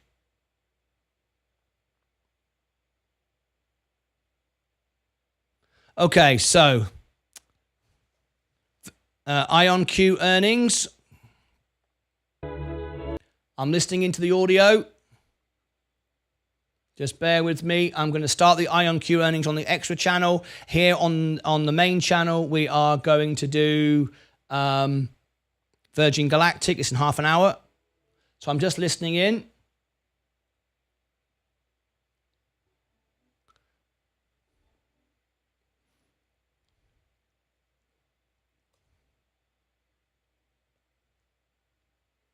Play. Just want to make sure that we don't do the audio. Okay, it's now 5 seconds to go. They'll typically be 1 or 2 minutes late.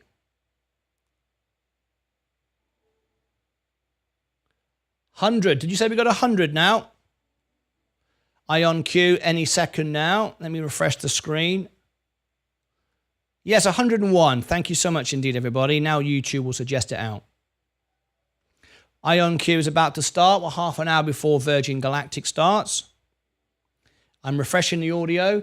If you're listening to me now on the extra channel, I'm about to start the IonQ earnings. You'll hear everything. IonQ is doing very well tonight.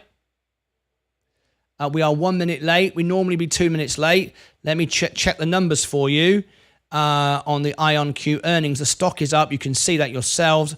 I don't have the numbers yet. Let me check the audio. They're 1 minute late now. They're typically 1 or 2 minutes late. So just bear with us. Once I start the IonQ earnings, I will mute myself. You will hear the call, and I will be back with my Virgin Galactic investors on the main channel. Still playing audio.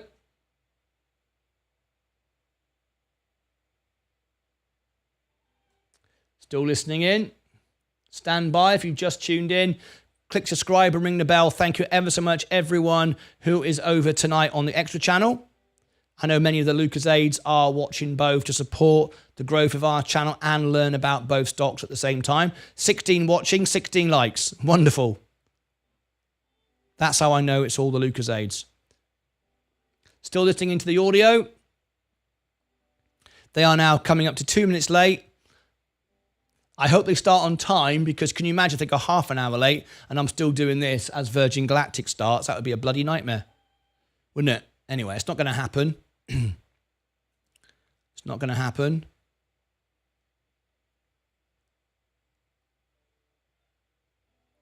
Still listening in. Now, if you are interested in seeing what's going on, this is the Extra channel for you right now. There you go. I'll give it to you twice so you can see it stand out. You can watch what's going on behind the scenes with IonQ. Here we go.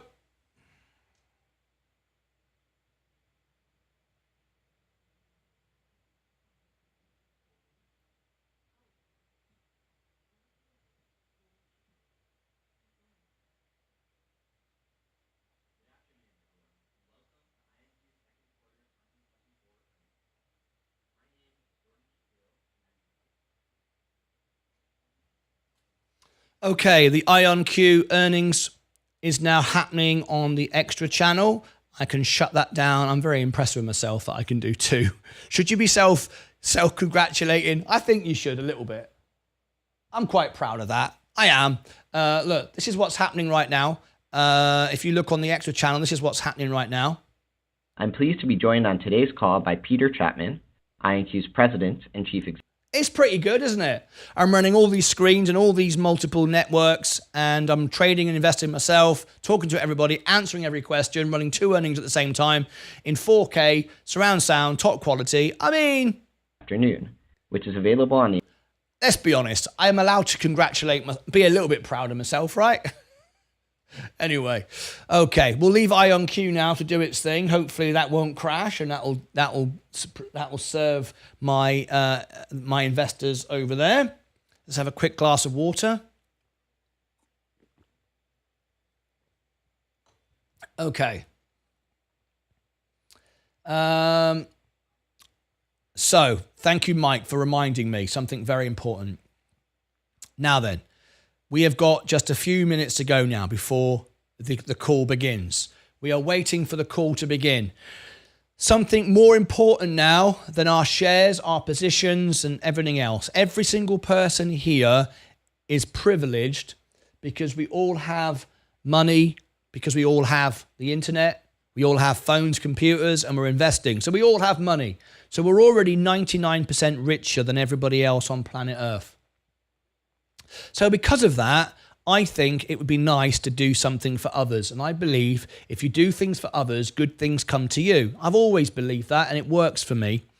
So you may not know, you may or may not know, according to that idiot earlier, I am not the world piano man. I'm not a magician. I haven't done theatre shows. I haven't taught the world. I just made all that up. Maybe I'm AI, right?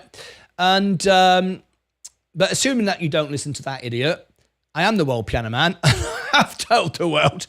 And a year or so ago, I think a couple of years ago, I did a special event for the Lions Club, a global telethon. I've also raised lots of money for lots of different charities, and many of you have seen the pictures. And if anybody wants to see the pictures right now, all the checks I presented, or many of the checks I presented, I've got a little album. Say you want to see it, and I'll show it you now. But I'm assuming everybody's already seen it, so I'm not going to bother unless anybody asks for it. Okay? What I'm trying to do is now raise millions of dollars for charity. And I mean millions, and I can do millions. And to do that, I'm going to do it on my music channel. I've got a YouTube channel which I've had for many, many years, and I only started using it a few years ago. So most of my audience that watched me years ago are older than me, and they don't watch YouTube. That's just the way it is. But YouTube, when you hit 10,000 subscribers, they allow you to turn on charitable giving. I have it on this channel. I just don't have it on the extra, on my music channel. So this is my subscribers right now.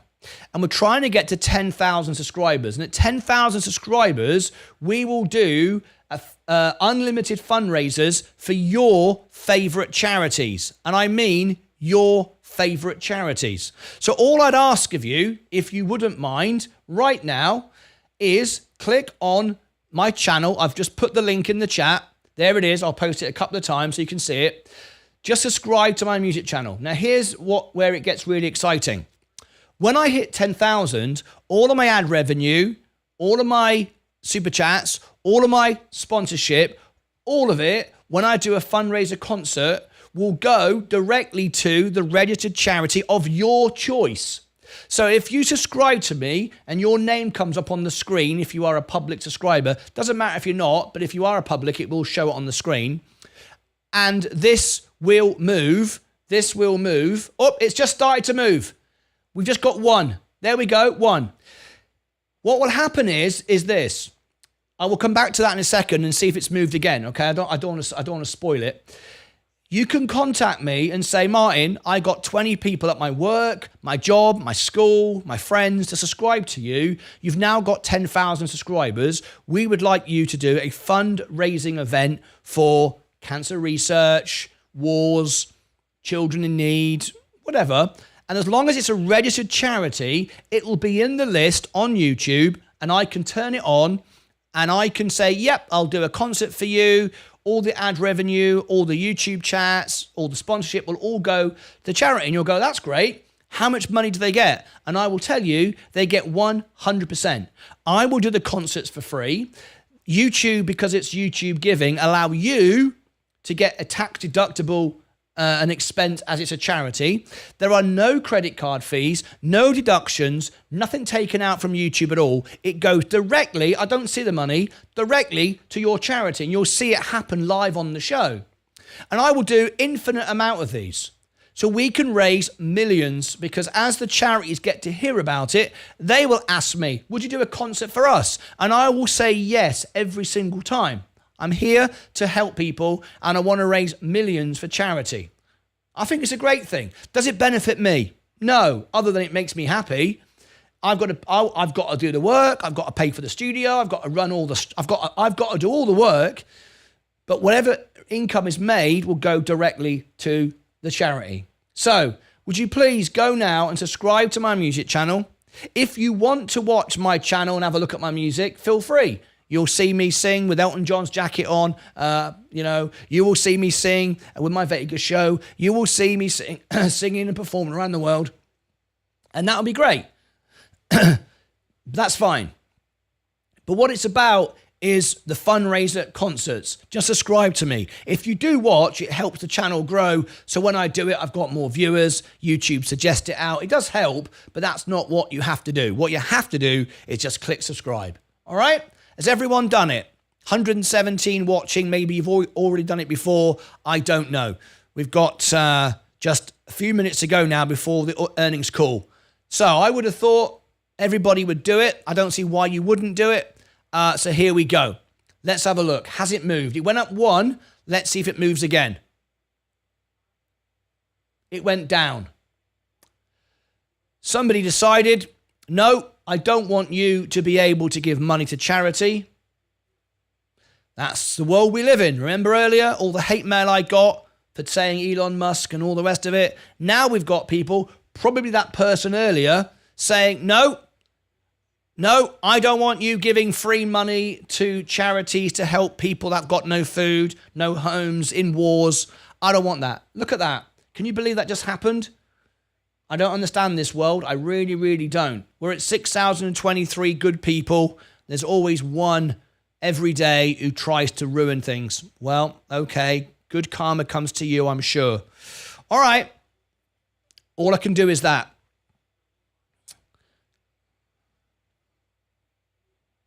Isn't it amazing? I'll give you the link again. It's okay, Martyn. Another will join, another one, and another one soon. I know we'll get there. But do you know how that hurts? Do you know how that hurts, Mike? Isn't that horrible? Isn't that absolutely... I mean, that's more than horrible. That's evil. That's when people have got so much hate in them. I don't understand this world sometimes. I'm trying my best to help people. It's tough doing this job, I tell you. Right, good evening, Martin. That one person was actually Elon. He was secretly a fan. Yeah. Waiting for earnings. Okay, we've got just a few minutes to go now. I never understand it. Should we have a quick look back, see if it's moved up again?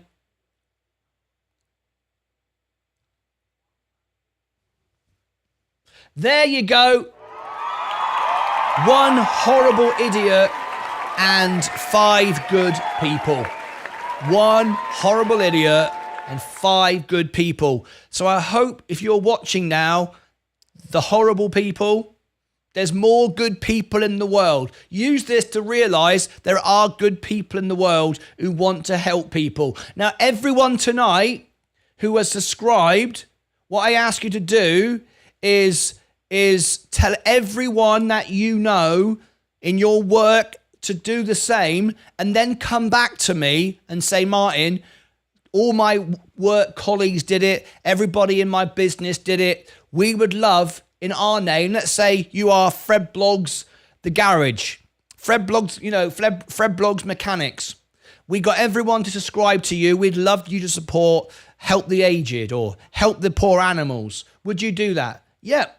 I'll do it, and I'll do it in your name. Happily do that. Okay? So there we go. Wouldn't that be a wonderful thing? All right. Let's do something good. Get rid of all the horrible people can go and live in a box and lock them in a box. There you go. Motivation. So motivation, please do tell all your family and friends to do it. And, there it is. Okay, everybody is listening in to the IonQ earnings on the Extra channel. All right, this is what's going on right now in the Extra channel. Let's have a quick listen in. This is the IonQ earnings, which is above the high end of the range we previously provided. Brilliant, isn't it? That's the IonQ earnings. And here on the main channel, we are doing Virgin Galactic. Now then, we are 1 minute away from starting. They'll refresh their broadcast. All right? In 1 minute, I should be able to get this updated. Here is the basic line chart. Here is the advanced chart. And there is the price. Let's see if it's gone up. All right. See if they've beaten on earnings. Not available yet. And here is the call. This will refresh in 1 minute. It refreshes exactly 15 minutes before the call. So we've got exactly 50 seconds. And it won't go early. It never does. This will move. And shall we look again on the music channel? That's good. We still did about 6. I'm very happy with that. Got to remember, most people are probably already subscribed to it on this channel. So, Anyway, let's bring up Virgin Galactic. Big night. What about the overall market? Did it carry on selling off overnight? Yep, it's down a bit. Yep, it's down a bit. I'm not worried. I'm not holding. Sorry, I'm not selling. It's not cheap enough for me to buy yet, though. I am now still flat on my money. I got 152,000 on my main account in VU. Look, 152,000, and I'm right now on 0. So if it comes down, then I can start lowering, averaging down, but I won't be doing it yet because I've got a huge amount of margin, so I won't be doing that yet. Right, let's check Virgin Galactic screen. They should now have a new screen. And there it is, spot on time. It's looking good. Look at that. Doesn't that look good? We like it. We like it. There it is. There's the audio coming through. Yep. Audio on IonQ working well. We're very, very good. There we go. Virgin Galactic in the house. If you've not subscribed yet, click the like and subscribe. Be awesome. XRP is pumped. Oh my gosh. Look at XRP. I sold it at 63, so it's hardly gone. It's hardly exploded. It's just gone back to where it was. But we will show it though. Look at that. XRP had a big pump. Starting to sell off again though. But there you go. Look at that. I need some news. Wonderful stuff. I'm really love. Very nice. Very nice. Very nice. 17.5%. Wow, that's nice. Sensei will be happy. But mind you, it's only gone back to where it was. It's not really made any money yet, has it? Okay. Leo has just subscribed to Extra. Thank you very much indeed. That is the Extra channel over there on Extra. I mean, what can I say about that? There you go. IonQ earnings. Increases are largely related to employee costs, as we have worked rapidly to bring the best quantum talent. Okay.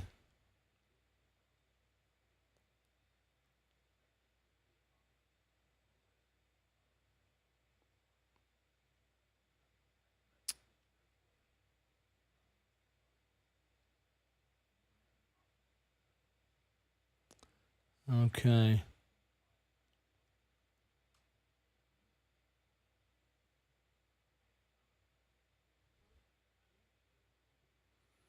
Right. Coming back, Virgin Galactic. Let's see. We are waiting now. Great. We've got it up. We're very excited tonight. Look at that. Looks good. If you've just tuned in, click subscribe and ring the bell. Will we hit 30,000 subscribers tonight? Will we hit 30,000 subscribers tonight? Let's have a quick look.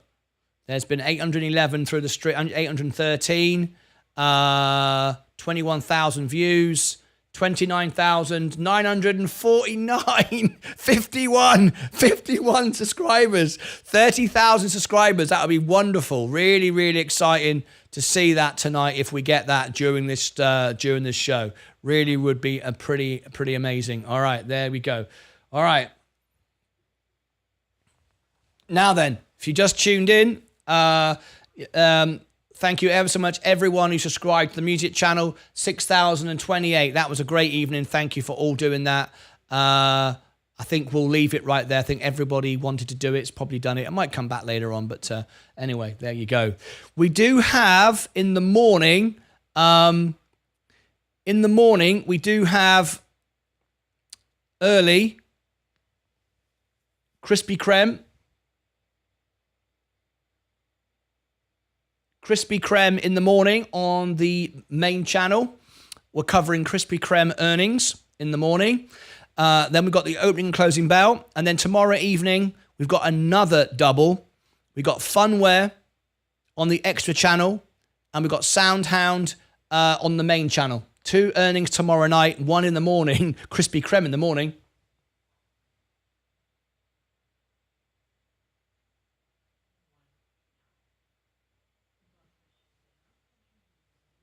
I'm listening to the questions. We've got questions now going on.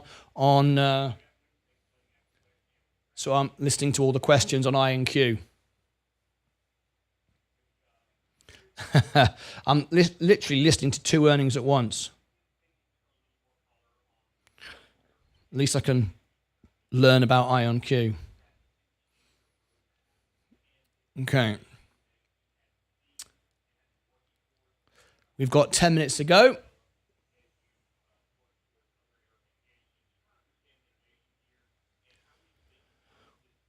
Welcome everybody on the extra channel. Please tap like and subscribe.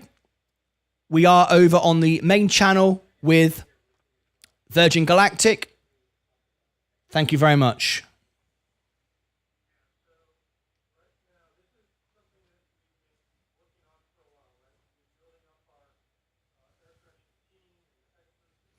Okay.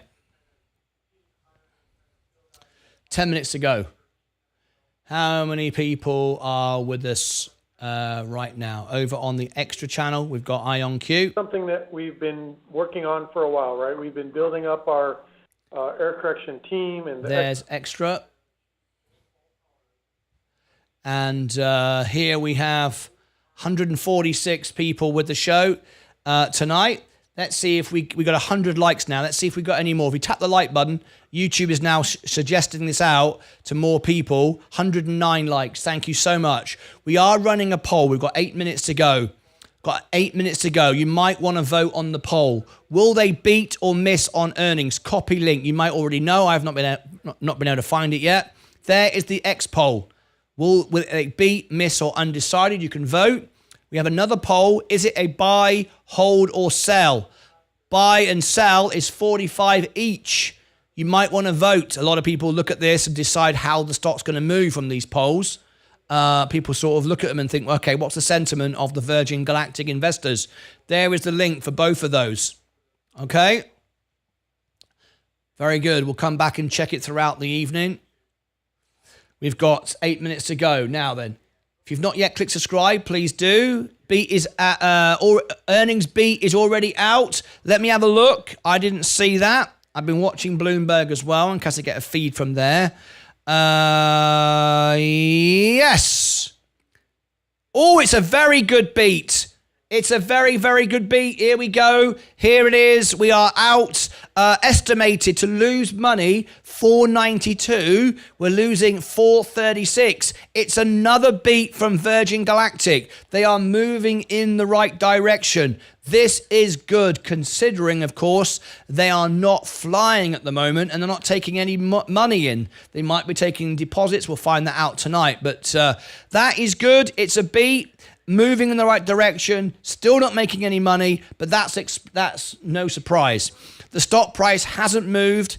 It's in fact still going down. It went up after hours 1.7. It's starting to fall away again now. So it's really about what they say. So that's great news. We like that. We're going to give that a nice green thumbnail. We like that. Thumbs up. Very good. Beaten earnings again. I beat myself, says Zaxay. You should be very, very pleased. Very good. They will beat. Earnings beat.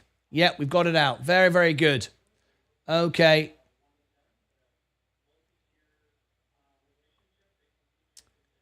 Let's have a look. XRP case end with 125 million fine instead of 2 billion as proposed by the SEC. I see. Oh, look at this. Jason Davis has just donated 5 memberships. That's the wonderful thing with this family. Everyone wants to help everybody. Look at that. Now then, there's lots of benefits that you get as a member. You don't get upgraded to Discord until you renew your membership, though. You have to have a green badge as a member before we can upgrade you. A gifted badge gives you lots of benefits, but it does not give you access to Discord straight away because we don't want to give the wrong people membership and have a way in for the wrong sort of people. Okay, Virgin Galactic, it's up 2.2 now after hours. Okay. Nice. Now then, I need to jump over into here. Switch account into my extra channel. When the earnings finishes for IonQ, we're going to send automatically. Everybody will come back to us. So we're going to do that now. Customization, redirect to Virgin Galactic. There we are. There we are.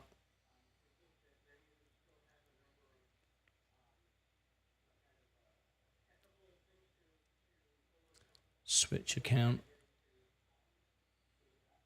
5 minutes to go.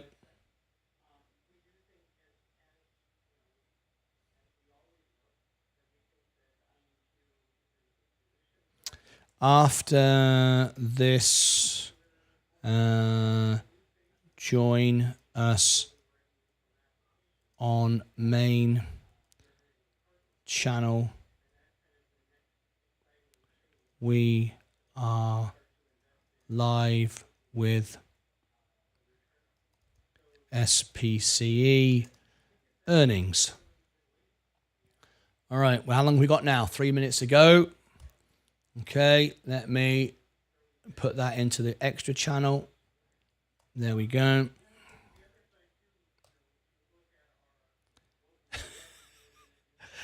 This was difficult at first, doing 2 shows at once. I might start a 3rd channel, but I'm getting better at it. You have to build up redundancies. What if this breaks? What if that breaks? What's your backup plan? I've got lots of backup internet, backup power, all sorts of things. So I'm monitoring all those things at the same time as well. You have to make sure you think of these things. Right. It's exciting. How far can I push it? How many channels can I run at once? Okay. All right. 3 minutes to go. 3 minutes to go. So, very, very quickly, guys, we've got 3 minutes to go. If you've just tuned in and you missed out earlier, we told you we're trying to raise millions of dollars for charity on our music channel. We're trying to get to 10,000 subscribers. If you click the music channel, we are going to do fundraiser events for you for free, where all the money goes directly to your favorite charity. It's a feature YouTube turn on the music channel at 10,000 subscribers. It's called YouTube Giving. It goes directly to registered charities, and anyone who subscribes, who gets friends to do it, come back to me and say, hey Martyn, we've just got 20 subscribers, 50 subscribers, 100 subscribers, whatever. Would you do fundraiser concerts now you're 10,000 subscribers for our favorite charity? As long as it's a registered charity, I will do it. I will do it for free. All the money will go direct. It doesn't even come to me. You turn it on and it goes directly. So ad revenue, sponsorship, everything that I earn on YouTube will go directly to your charity. And I will do unlimited amount of concerts for you.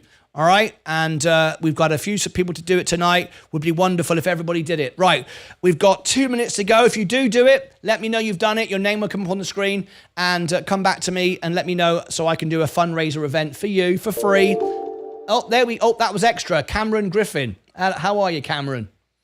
All right, okay, we've got 1 minute to go. Oh, you subscribed to the music channel. Thank you very much indeed, Cameron. Tell all your friends, and if you do, tell me what charity you want me to do, cancer research, children in need, whatever it might be, and I will do it for you. Okay, we're now going to prepare for the earnings. Okay.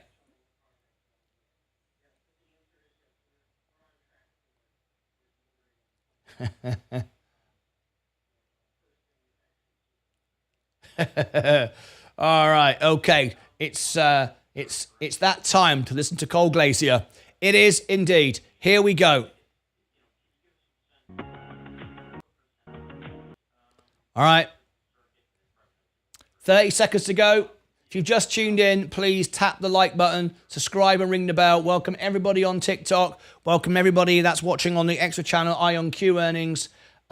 We still rank #1 in the world for the stock, above, who was it? Was it Yahoo Finance? And we certainly rank above the Wolf of Dubai, who only ever comes on to sell training programs and then gets tired and doesn't bother anymore. Right. Okay, we're getting audio coming in from Virgin Galactic. This is exciting. We're ready to go. Thank you ever so much, everyone who subscribed to the music channel. Thank you for allowing me to be able to help others. Remember, it's your charities that I'm going to do. You just got to tell me what you want me to do.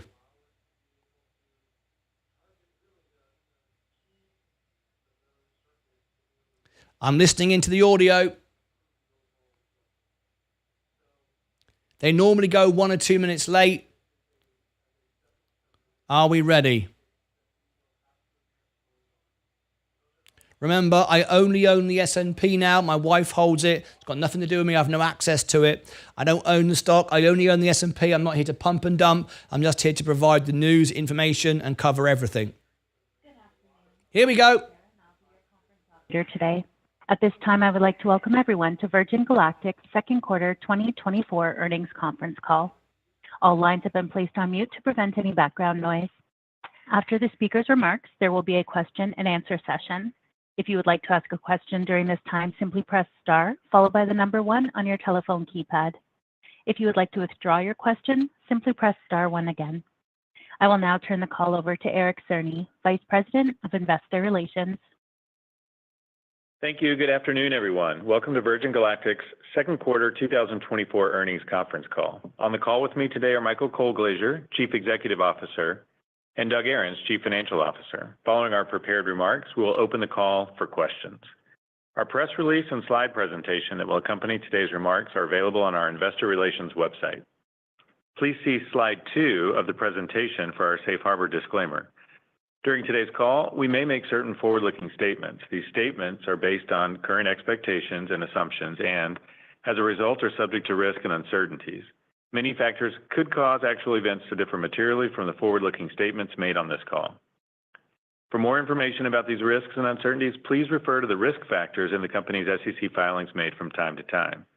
You are cautioned not to put undue reliance on forward-looking statements, and the company specifically disclaims any obligation to update the forward-looking statements that may be discussed during this call, whether as a result of new information, future events, or otherwise. Please also note that we'll refer to certain non-GAAP financial metrics on today's call. Please refer to our earnings release for a reconciliation of these non-GAAP financial metrics. With that, I'd like to turn the call over to Michael. Thanks, Eric. Let's go to slide 3. Since our Q1 earnings call in May, we've made strong advancements on the development of our Delta-class spaceships. We will have substantially wrapped up the multi-year design phase of these high-performance ships in Q3 as we pivot the organization's focus to the build and test phases. Designing step function leaps in performance and reliability into these production model ships has required a huge effort by our engineering team. I'm really proud of their work and their progress, which is hard to showcase, as design progress mostly takes place within software systems and analytic models. To spotlight the magnitude of their endeavor, we released a video this morning that provides an overview of the Delta spaceship design and the performance characteristics that have been planned for these ships. Watch it. It's great, and it gives you a clear view of the future of private space travel. During the second quarter, we've continued to manage the company with tenacious fiscal discipline.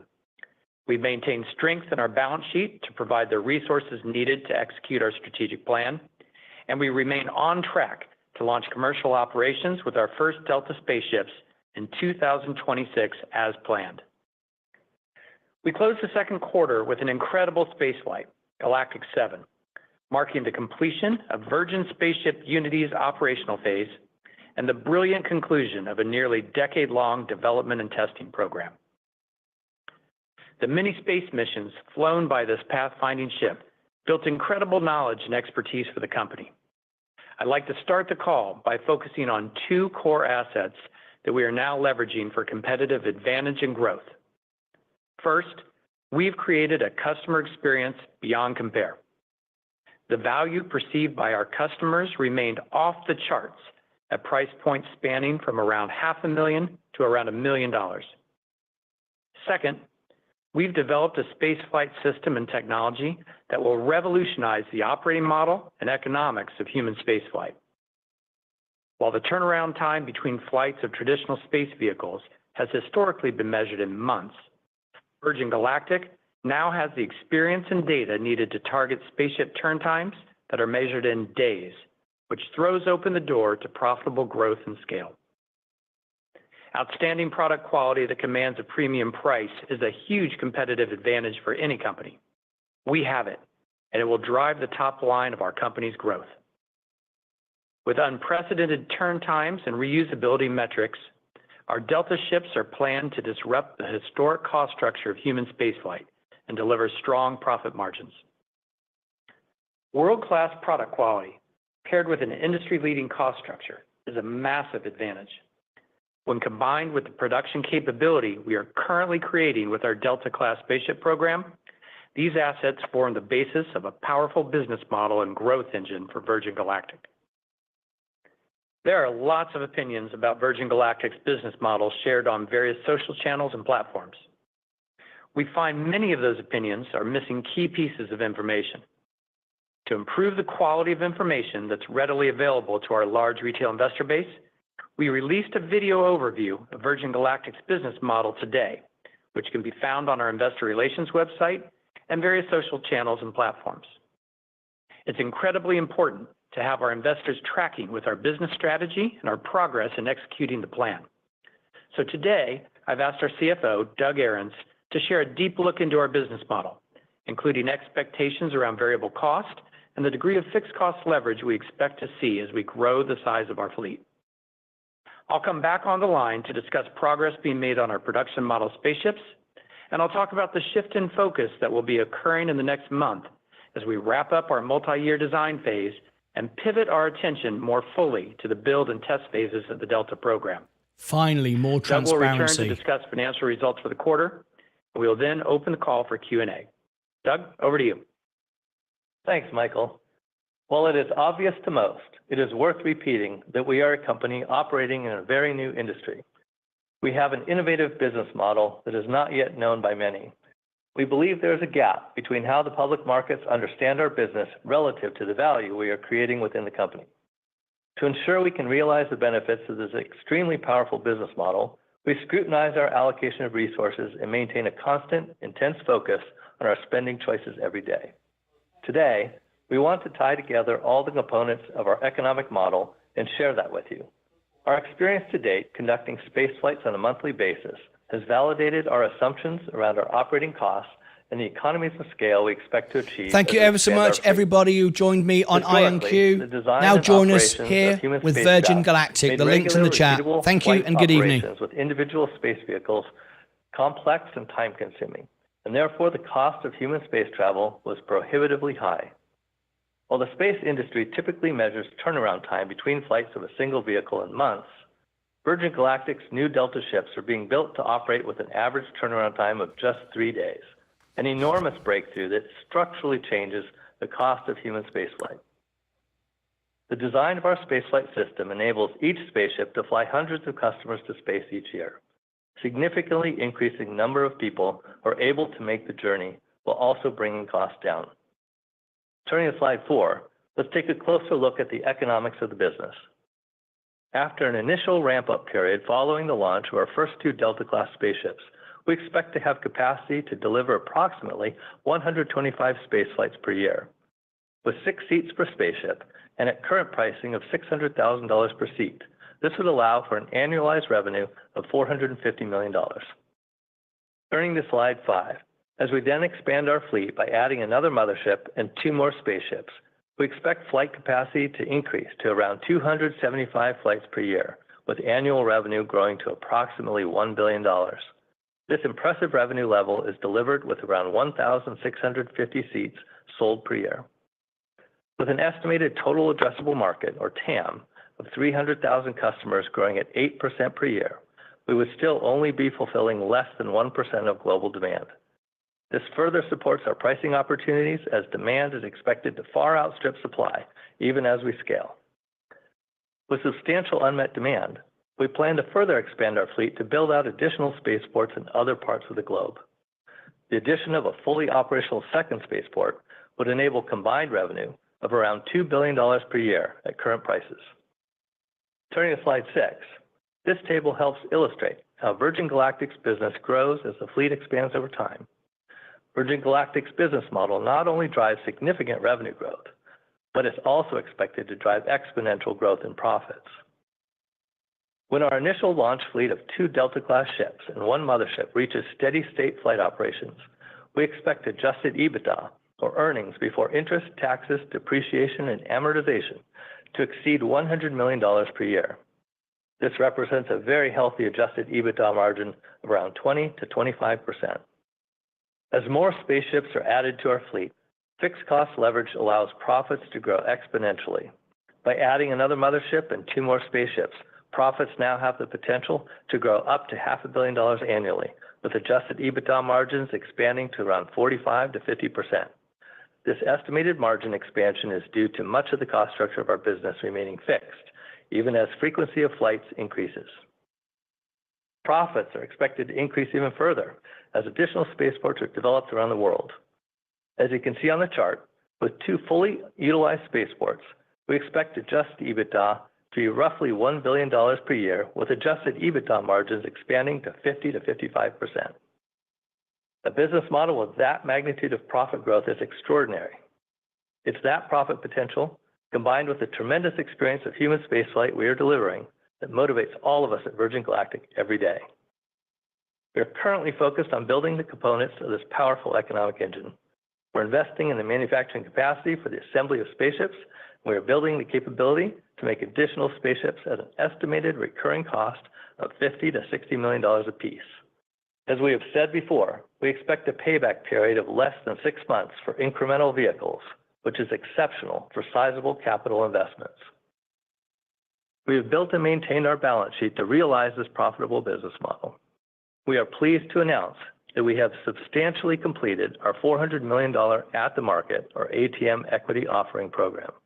As of the date of this call, we have raised $394 million through this ATM, bolstering the balance sheet and ensuring we have the liquidity needed to bring our first 2 Delta-class spaceships into service.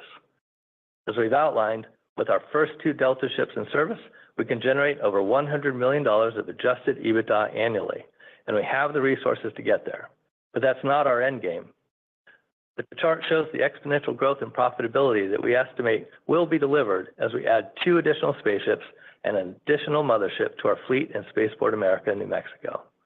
As shown in the middle column on this chart, these few additional ships are projected to generate up to $500 million adjusted EBITDA per year at current price points as they leverage the fixed costs that will have already been put in place. While we forecast our current resources are sufficient to profitably launch our business, we have the option to seek additional growth capital in order to accelerate our profit generation by enabling the faster acquisition of more vehicles.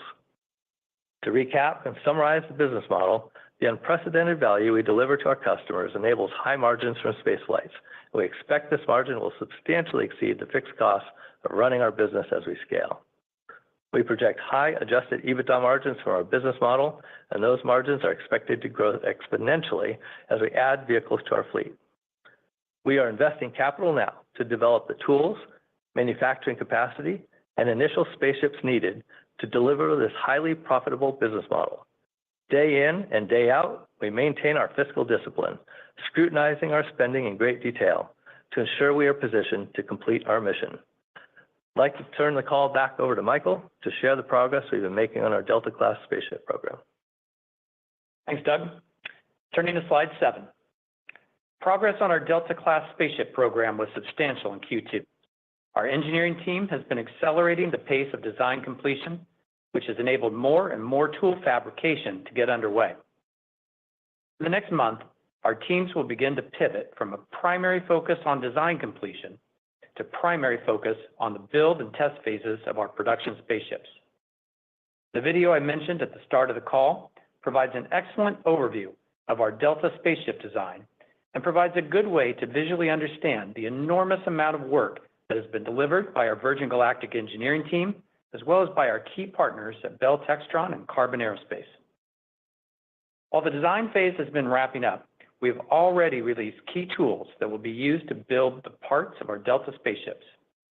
Here, on pages 7 and 8, you can see examples of the tools that will be used to build major parts of the fuselage. Most of these parts will be built and assembled in Texas at our partners' facilities, and they will then be shipped to our new final assembly campus in Phoenix. For those who are unfamiliar with aerospace parts fabrication, these images show examples of tools similar to molds that will be used to make the parts of our spaceship. The images of the metallic objects are examples of tools that have already been built. These tools are important assets. They can be used time and time again to create the parts needed for our entire fleet of spaceships, which allows us to rapidly expand our spaceship fleet in a cost-effective fashion. Another asset we have completed is our final assembly campus located in Phoenix. We received final certificates of occupancy for our 2 buildings in Phoenix in July, and an advanced team is now developing detailed assembly plans, as well as training and rehearsal materials while preparing to receive assembly tools and equipment. You can see an image of the completed buildings on page 9. Our Delta spaceship program remains on track to deliver ships into commercial service in 2026. As I mentioned, we expect to pivot our primary focus to the build and test phases of the Delta spaceship program in Q3, with tool development accelerating in both the third and fourth quarter, and parts fabrication ramping up in Q4. We expect to receive major parts and subassemblies into our Phoenix campus in the first half of 2025, with rollout and testing of our first Delta ship commencing in the second half of 2025. As we shared before, we plan to be running major systems test with our Ironbird testbed and structural test with a static test article in parallel to all these efforts in order to have an efficient integrated vehicle ground testing phase commencing in the second half of 25. We will be sharing updates against all these milestones in the months and quarters ahead, so our investors can track along with our development progress. Doug, I'll hand the call back to you to cover the financial results from the second quarter. Thanks, Michael. Turning to slide 10. We generated revenue of $4 million driven by the Galactic 7 commercial spaceflight and future astronaut membership fees. Notably, average ticket prices for the Galactic 7 flight were approximately $900,000 per seat. Total operating expenses were $106 million compared to $141 million in the prior year period, driven by both lower R&D and SG&A expenses. Capital expenditures were $34 million compared to $10 million in the prior year period as we ramped up investment in property, plant, and equipment related to development of our Delta-class fleet. Free cash flow was negative $114 million in the second quarter compared to negative $135 million in the same period last year. Turning to slide 11, our balance sheet remains strong with $821 million in cash, cash equivalents, and marketable securities. Moving to our projections, forecasted free cash flow for the third quarter of 2024 is expected to be in the range of negative $115 million to $125 million. I'll now turn the call back over to Michael. Thank you, Doug. I recently hit my 4-year anniversary at Virgin Galactic, having joined the company in the year after it went public. I have never been more excited by both our progress and our potential, as the goal of high frequency, highly meaningful, and highly profitable human spaceflight is in clear sight. We have built a customer experience that is unparalleled. The value perceived by our customers is off the charts and will drive our top-line growth as we expand our fleet. Production model spaceships currently in development are game changers in human spaceflight. The reusability and turn time capabilities being built into the Delta ships are planned to deliver high capacity with an industry-leading cost structure, driving solid profitability as we launch and outstanding profitability as we expand our fleet. Q3 will mark a new phase for our Delta spaceship program as we transition from a focus on design to a focus on building and testing. This is exciting, and we look forward to sharing our continued progress. Operator, let's open the call for questions. Thank you. If you would like to ask a question, please press star 1 on your telephone keypad. If you would like to withdraw your question, simply press star 1 again. Please ensure that your phone is not on mute when called upon.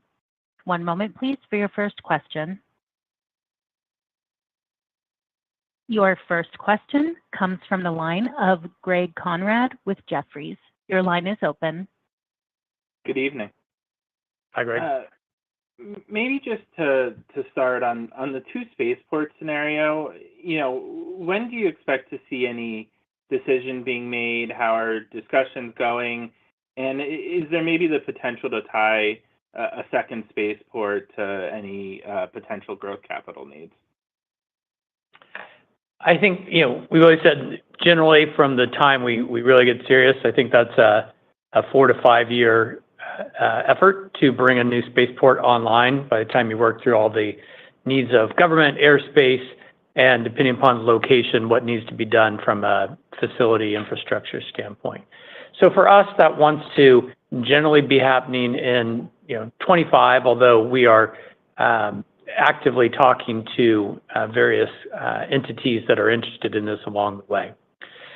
So So generally, I think it's a 4 to 5 year piece, and I think 25 is the window when you when you would see us probably wanting to talk about something there. And then to your question on is that partnership that would happen proactively talking surely with a government entity, I would say at some level for aerospace. Is there a way to blend that into growth capital? Depending upon the location, the government, and the interest there, I think the answer is yes, that is a possibility.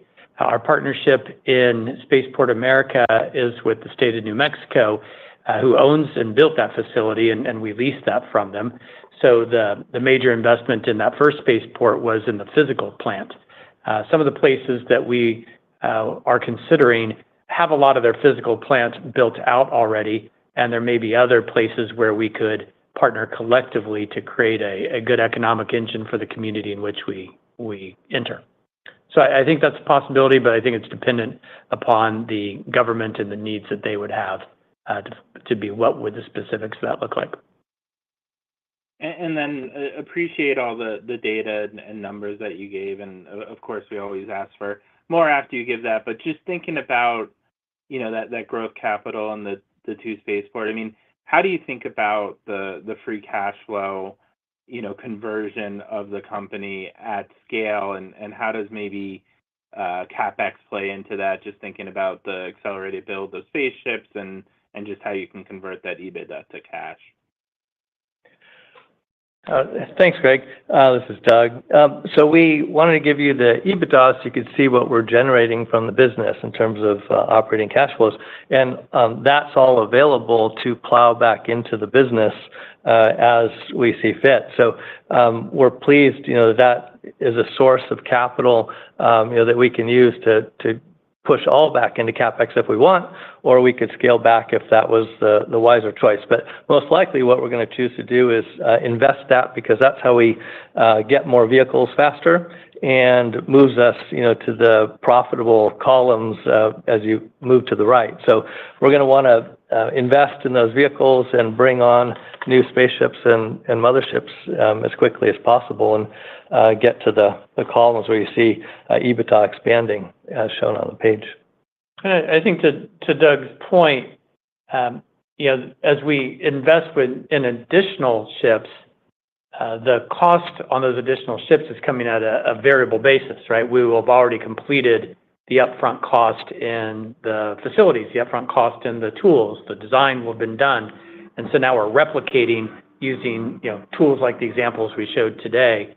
And that gives us new ships at relatively low variable prices, and the return on those ships is great. So, anything we do from a CapEx standpoint, I think we're going to look from a ROIC, a return on invested capital approach, and make sure that we're putting our money to shareholders' great use. But I see great return on investment for scaling our ships and our fleet up. And so that would be our primary first choice. Thank you. Your next question comes from the line of Oliver Chen with TD Cowen. Your line is open. Hi, Michael and Doug. The addressable market sounds quite attractive. Just what are some of the key assumptions that underpin the 300,000 people at 8% per year? Also, as you mentioned, parts and sub-assemblies are an important part as we look to next year and the progress you've been making. How are you thinking about the supply chain and the current environment that you're seeing in terms of service and supply chain and the ability to get the parts and the people that you need? Thank you. Thanks, Oliver. First, on the TAM estimates, so whether you think of it as a kind of a cascading filter or a bit of a Venn diagram overlap, we're starting with research on the number of people globally with a net worth of $10 million or above. That particular metric is the one that we expect to see growing at 8% annual growth, so it's starting there. And then we're filtering that in two sets of filters. One is a propensity of people to use a fairly substantial proportion of their net worth on experiences. So, unlike people who may have a lot of net worth and just like to stay at home or invest in other ways, we're definitely filtering for people who prioritize experiential travel in their lives. And then third, a stated interest in space travel, right, and getting a perspective of the Earth from space.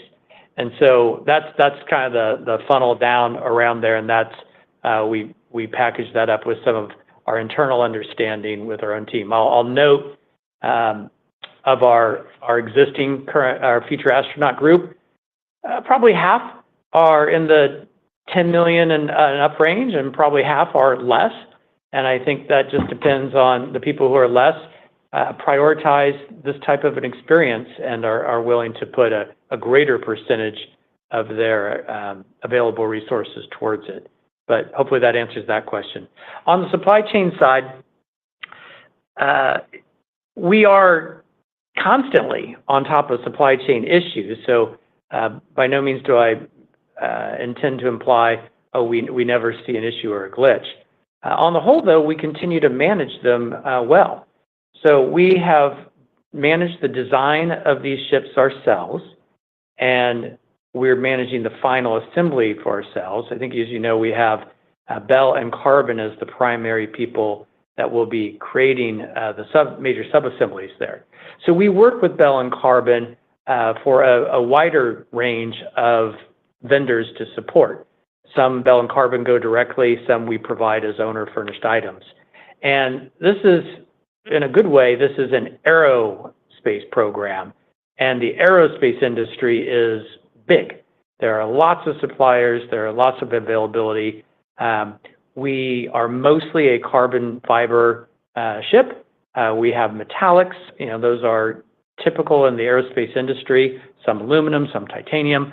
And we've been way ahead of ensuring the material orders here, that we have the billets, we have the general supplies, and we've been ordering those up early so as not to let that get in the way. And then, you'll have a situation come up. We had one not too recently where one of the tools, as we're refining, what you'll hear is the loft of the tool, as we're refining the actual shape of what the mold will look like so the part will come out correctly. There can be analysis that needs to go in there, and some of our efforts needed to accelerate the analysis that we were doing, and we had to work through the supply chain to be able to make that move at a good pace.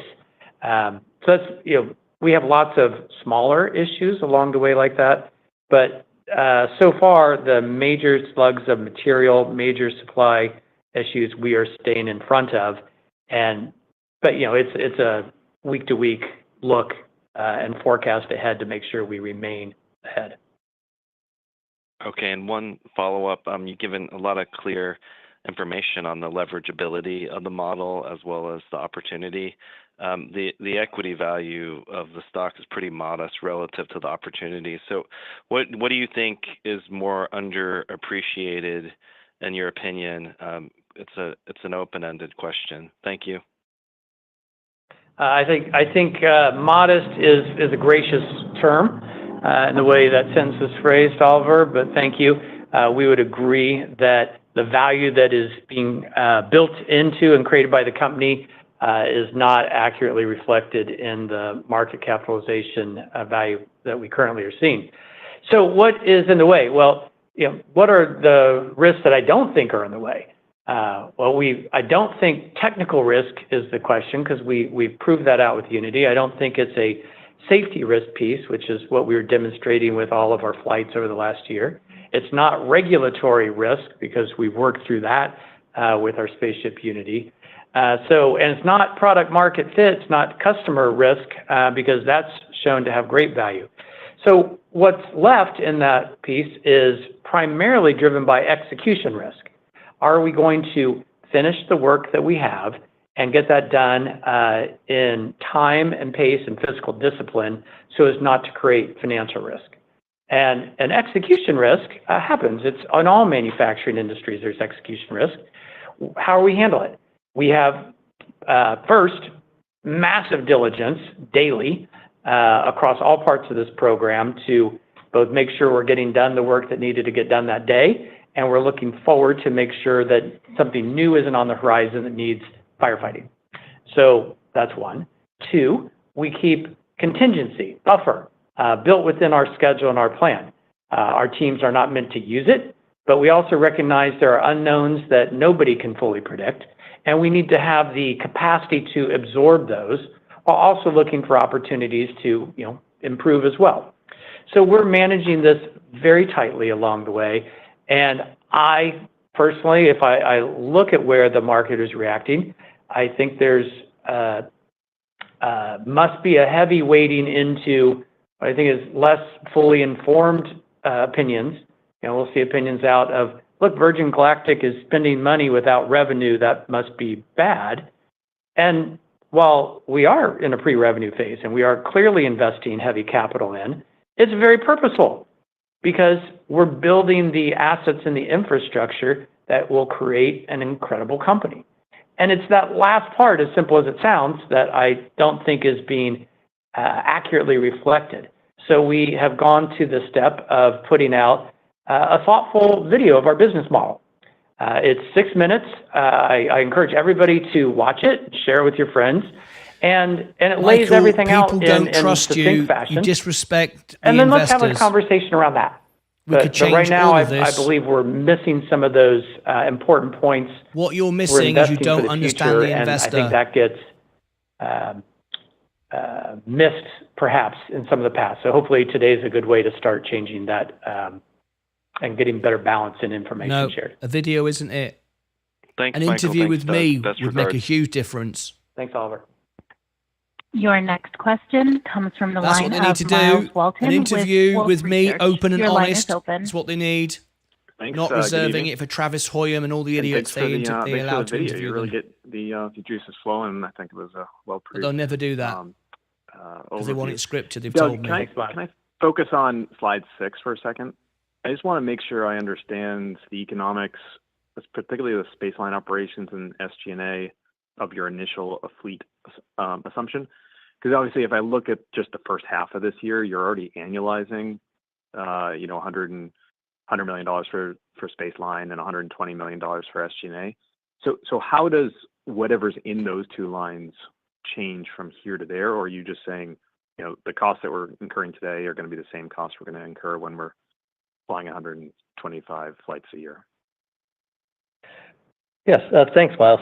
The costs that are in those buckets are very similar to what they are today, because what you see growing as we increase the flight rate is the variable costs that go up. So we bring in the revenue, and then we've got what we showed as variable spaceflight costs, which is the rocket motor and the fuel and the hospitality and all of that goes around the flights. But the fixed cost portion is James as it's stated, it's fundamentally fixed. The activities in that group varies over time. Right now, they've been working on flying Unity, and now we're working on things like getting the factory ready in Phoenix and so on.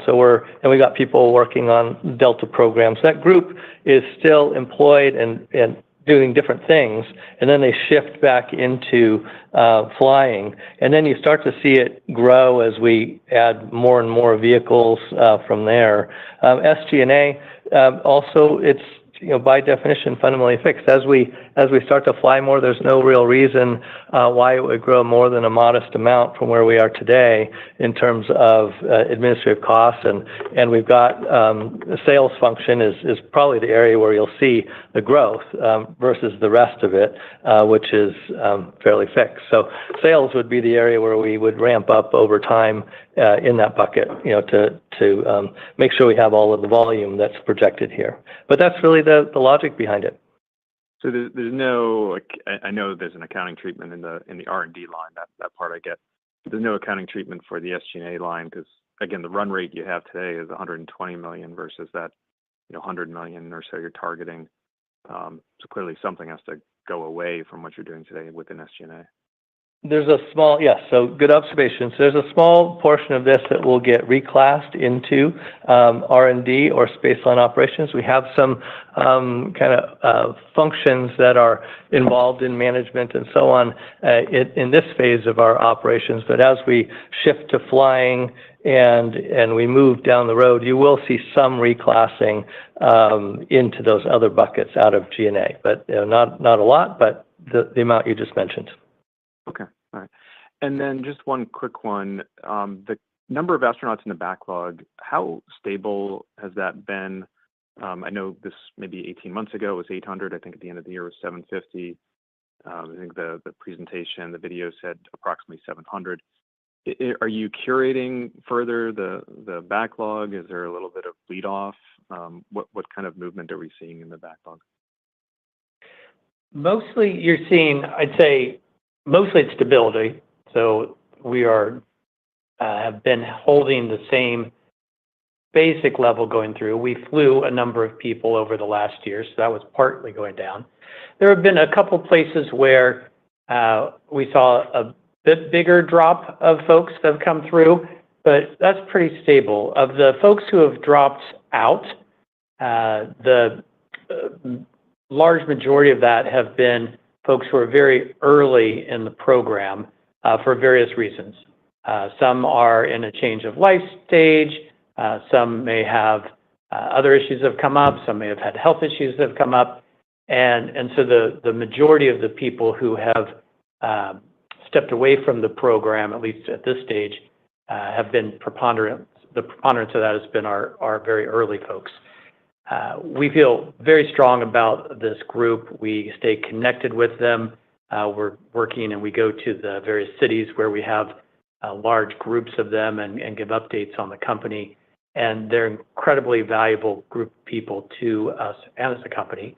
As we shared, we don't have sales open right now, so we're not actively working to backfill when these open. This still gives us quite a backlog, and we're comfortable with the amount of backlog we have right now. But when we do open up sales, you'll start to see these numbers go up as people kind of come in on the tail end of the line here. Okay. All right. Thanks. Once again, ladies and gentlemen, if you have a question, it is *1 on your telephone. Please tap the like button. We'll have a vote afterwards. Your next discussion comes from the and line behind of the Michael scenes. Stick with us to the end. Thank you. Capital Markets. Your line is open. Hey, good afternoon. Also live phone-in at the end as well. Free cash flow guidance. I think you previously expected 2024 to be the largest cash burn in support of the Delta class ships. So just given what you've done to date in the 3Q guide, that would imply a 4Q burn of around $135 million. And that's just to be in line with 2023 burn level. So are you expecting a step up in cash burn in the fourth quarter, maybe in the 140 to 150 million range, just assuming that you're still expecting 2024 to be the largest spending year? Yeah, thanks, Mike. This is Doug. So yes, we do still expect 2024 to be the largest spending year. It's about flattish to 2023, a little higher. We didn't give guidance past Q3, but I can give you some direction that, as we talked about in the prepared remarks, we do have an acceleration of activity going on with the tooling development and parts fabrication. That's a Q3, Q4 activity and trailing into Q1. So you'll see the kind of local peak be around the Q4, Q1 timeframe, and then you'll start to see things ramp down in Q2, Q3 of 2025. So that's directionally where we see things going. A little lower than the amount you just highlighted, though, not in the level of 150, that kind of number. We're lower than that. Got it. And then any change in how you're thinking about research flights as Delta class starts to ramp? Are you still targeting that 10% or so range of flights slated for research? So that's the first question. And then secondly, we got to see the research product in action and heard the great testimonials of some of your customers. Have any more government agencies inquired about research flights now that you've kind of proven the reliability of the offering, given the success of Unity's flights? I'll take that one, Mike. The research program and research product that we have has been equally successful, albeit from a different customer lens, as our private astronaut flights. We typically spend most of our time talking about our private astronauts. But it's very successful because we offer access to a microgravity environment that relatively is quite long and quite clean, and at the price point is quite valuable for the price charged. And so it just kind of wins on every front there. We have had, I think you probably saw Kelly Girardi and a group of researchers have signed on for another research flight. I think you'll see things like that with people who've flown before. We obviously do that with payloads. Lots of our university partners are repeat flyers as they either do new research or use our platform to refine their research before it goes further out to the space station or even beyond. So the product quality has been very good, and the repeat availability of it will be very good. Most of our research customers, not all, but most, need pretty specific dates. Most of them are government funded, and most government funding requires some specificity of dates. And we're a little far out from getting real specific with our dates, and we know generally there, but the customers need us to be a little more specific. So as we get closer in, you'll see us also start to ramp up research sales as we also open up private astronaut sales. Now, you asked about 10%. I think that's a nice target in the early days. We'll see as we scale this up, right? If you go to page 6 on this chart, as we start getting to, 275, you get to a second spaceport. That's a lot of space flights. I don't have a sense if the research market will continue to scale to 10% all the way up, but I definitely think that's the right target in our early periods for sure. I will note we adjusted our pricing while we don't have sales open. We do take referrals from existing customers and as I've always used this term, some house seats that we offer. We've brought those prices into parallel.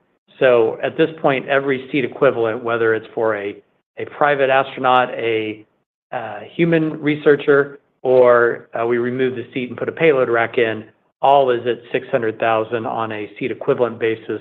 That's our kind of current off the market price. When we really open up sales for the Delta ships, we'll reassess our pricing again. Then lastly, I appreciate the economics that you provided. Just looking at some of the assumptions, is it 4 spaceships and 2 motherships at Spaceport America before you start to look into expanding into a second spaceport? Is that kind of what you need to see before you build a second spaceport?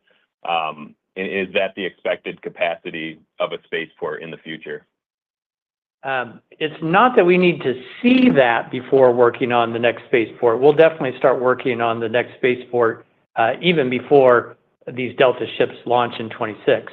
However, it's the smartest place to go first. One thing you'll notice if you start doing the math of ratios of how is revenue and contribution margin growing relative to these cost lines growing, and we have a bigger set of leverage as we move from the initial fleet to the expanded fleet than going from 1 to 2 spaceports. There are a couple of things behind that. But to the question you're asking, Mike, it's primarily because 2 spaceships and 1 mothership, that's an imbalanced line. It's an underutilized spaceport. We have a lot of our fixed costs in to run spaceline operations there, and even in SG&A, as one of the earlier questions was talking about, that we can fully get leverage on as we add a couple more ships. Now, this chart shows us with 2 and 4, and then at that point, like moving to an additional spaceport, you've heard us talk about higher than 275 flights in the past. We're trying to be reasonably conservative and not getting too far ahead of what weather will look like when we get to additional spaceports. And so trying to have a balanced place there. But it may be that it's worth adding a 5th spaceship in each of these things just to have a hot spare ready and being able to pick up additional set of flights along the way. So you might see us tweak the numbers, but what we have here on the page is where we would like to start each of these spaceports. Got it. Thanks, guys. This this concludes the question and answer session. It will also conclude today's conference call. We thank you for joining. You may now disconnect your lines. There we go. Always surprises me with the way they just end. They never do a conclusion. I think it would be nice to address the investors at the end there. There's once again, for me, there's just a disconnect to the investor. There is no connection with the stress that the investor is under. This is a retail investor stock, and they're not addressing that. I told them time and time again, we need to have an interview with Michael Cole-Glazier, unscripted, and they won't do it. They go to Travis Hoyam, it's scripted. They went to a Facebook group with like 20 followers. Ridiculous. They won't come to the biggest audience in the world. Throughout that, I was doing some research to see who is covering Virgin Galactic tonight, and I'll show you. I'll do it in real time as I was doing it, so you can see I'm not making this up.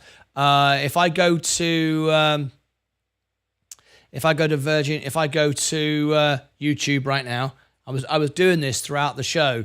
So if I go to Virgin Galactic earnings, right? Who was covering it live? Just me. I own the entire space. There is no competition. If I go live, no one's covering it anymore. This is not Virgin Galactic. This guy's got 4 people watching. He's got 40 subscribers, right? He's doing a bit of Robin Hood, actually. He's doing a bit of both. Anyway, just me. Just me. They're not showing it on their channel. No one's covering this stock anymore. Virgin Galactic stock. I rank number 1 in the world for it. There's no one covering it anymore. If we still look at SPCE stock, I'm going to open the phone lines up right now as well. And this is not good. Mr. B says you want competition, right? Look, I'm number 1. I'm always number 1 on the stock. And there's just no competition, right? You want competition. You want everyone talking about the stock. They were talking there tonight, first starting to get an idea. They don't know why the stock is so low. The reason it's so low is a discontent with the shareholder. The shareholder doesn't trust them at all. Doesn't believe Eric Kearney. Everyone believes Eric Kearney is a complete liar, and he's all about the shorts and GameStop. That's where he came from. Michael Cole-Glazier is always burning cash. He came from Disney. Doesn't know how to stop wasting money. They just don't understand that the investor, in my opinion, from that earnings tonight, there's nothing we've learned new. I think the stock will be down again tomorrow. There's a little pop now. Few people are trading out of the overnight hours. Of course, overnight hours. There's no overnight hours for Virgin Galactic. It'll go till 7 o'clock. We've got 2 hours left. I think you're going to see a bit more, maybe even turn green, maybe, and then it will dump again. It will go lower. It'll be $4 tomorrow. And of course, they want to raise some more money. Yes, shareholders going to pay for it again. Well, it could come from the compensation that they pay themselves. Of course, they could pay themselves a bit less, like Peter Rawlinson, who took all the money out of Lucid, $500 million a year in wages. I don't know. I'm glad they're on track. I'm glad everything's still okay. But when we have to stand back, and when we sort of take a sort of step back, and we say, okay, on track. Well, let's just remind ourselves that this company went public in 2019. Let's remember that, 2019. 5 years later, here we are. And we're still waiting. I think until they understand how the retail investor feels, and by the way, I happen to know from my X and my Twitter and my LinkedIn I think they're listening into what I'm saying.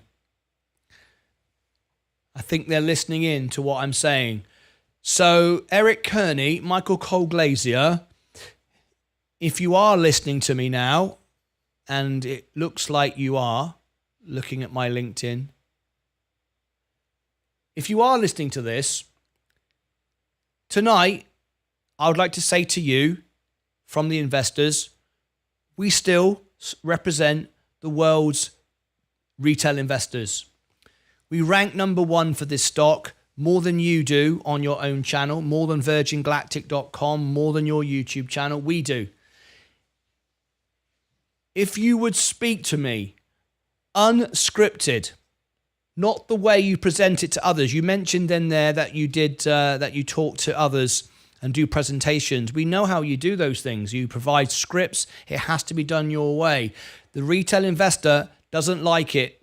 If you're going to get this stock price up, and it should be up, it should be at $12, $13 right now. My prediction, it will be in the region of $4 tomorrow.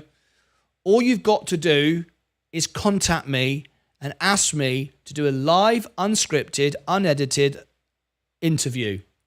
Talk to me honestly. You need to convince the investors that you understand that they have paid for you to run around the way you have. This is a publicly owned company. It's very much a retail investor company. And the retail investors are not happy. They're not happy with your performance tonight. They love the product. They love the dream, but you're not delivering it. It's taking time. They understand that, but they just do not like Eric Kearney. We have done polls. Sorry, Eric. I can see very good indication that you're actually listening. I can tell you now, Eric and Michael, that we have done polls and the retail investors do not trust and do not like Eric Kearney. They want nothing to do with him. And as long as you continue in this vein, you're not going to get mass adoption from the retail investors. They're not happy. And you'll continue to have the stock driven down. I did a analysis tonight on your stock, and there is still hope for the company. But until you decide to speak to me openly and honestly, unscripted, allow the retail investor to have its say, you do not have any support from the retail investor. And if you did, the stock price would be up. Eric Kearney, you once told me on an interview, our last interview, and I said, that's enough. I've had enough of you. You told me that you were okay with the stock price, considering the current climate, considering where the stock market was. That was ridiculous, and I told you that was ridiculous. And you also said you like to talk to me about your time at GameStop and how YouTubers can influence a short squeeze. And I was disgusted by that, because this is not GameStop. This deserves better. And I think the retail investors would be far happier if you stepped down. Until then, this stock is not going to be mass adopted by retail investors and bought up. They want to buy it. They want to see it do well. I want to see it do well. So I know it looks like you are listening to me from my LinkedIn and my Twitter and X. It looks like you are. Listen to what I'm saying. Please do come back to me. I will not contact you. I will not email and message you. I'm not doing that. I'm not going to chase you again. But if you want to talk to the retail investors, unscripted, openly and honestly live, then that will save your stock. I honestly believe that, and that is for you to decide. We're live right now. We've got 132 people watching. We're the only channel in the world broadcasting your content tonight. No one else is bothered about it. It's up to you. That's an open invitation, but it will come with the conditions that it's completely open and honest and unscripted, and I will ask you any question and you'll have to answer it. If you can't do that, then I'm not going to be controlled by you and told what I can and cannot say. There we go, folks. I do believe from my sources online that they were listening to that. You heard what they said at the end. They were concerned about the retail investor and the price. So it didn't surprise me, as we're the only ones covering it. Okay, let's have a look at your comments just to close out. I think it's better that Virgin Galactic doesn't get any attention. Otherwise, the amateurs will just start buying and selling for no reason at all. Martyn Lucas, like Bob Hope, used to sing that song, Thanks for the Memories. Was there talk previously of building or working on a new supersonic commercial plane similar to Concorde? I didn't hear that. If you are, whoops-a-daisy, let's get rid of that, sorry. Eric, if you are here and you can hear me, please can Martyn phone in on your next earnings to ask a question. James, I'd love to. Eric, if you are there, please like the live and subscribe. Well said, Martyn. Thank you, DJ. And to the music channel also, yes. Was Eric the troll who subscribed from Martyn? Yeah, probably. I want to see space do well. We all want to see space do well, but until they change their tone of arrogance, it's not going to happen, is it? All Virgin Galactic needs is a real marketing team that's hungry and creative. I agree. They were like all excited with themselves. They produced a video. Check out our video. Buy our stock. We're great. Just talk to the investor. That's all you've got to do. Back again, driving around Florida. Please correct me if I'm wrong, but just file a ton of SEC filings up to and including stock options for the employees. It makes no sense, the stock price now. Eric will never do that, Martyn.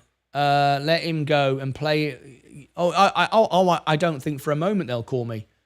I don't think for a moment that they care, honestly. They shoot themselves in the foot every chance they get. Yes.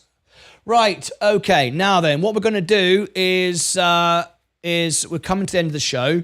Thank you very much for joining me. What I'd like to do now is introduce you, is end the show right there, introduce you to our extra channel where we are live 12 hours a day behind the scenes. Going to send everybody there. You can continue the conversation. It's live again now. This is where we were earlier for the IonQ earnings. So going to send you there right now. Going to give you the link. Join me.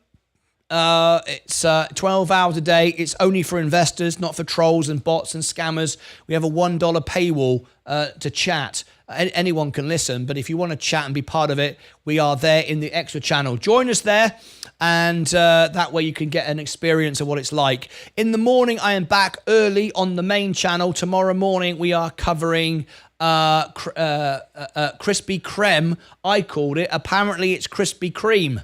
I thought it was Krispy Kreme, but apparently I got that wrong. It's Krispy Kreme.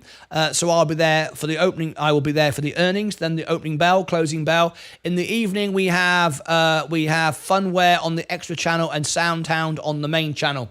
That's it from me. Thank you very much for joining me once again. We'll always cover Virgin Galactic because our investors care about it more than they do who work there, at least Michael and Eric and those that pay themselves huge amounts of money, and that the stock just bleeds because of it. Anyway, join me now on the extra channel. Be part of the behind the scenes. And that's it from me. Thank you very much indeed. See you back in the morning. Join me now on extra. Until then, as always, take care of yourselves and each other.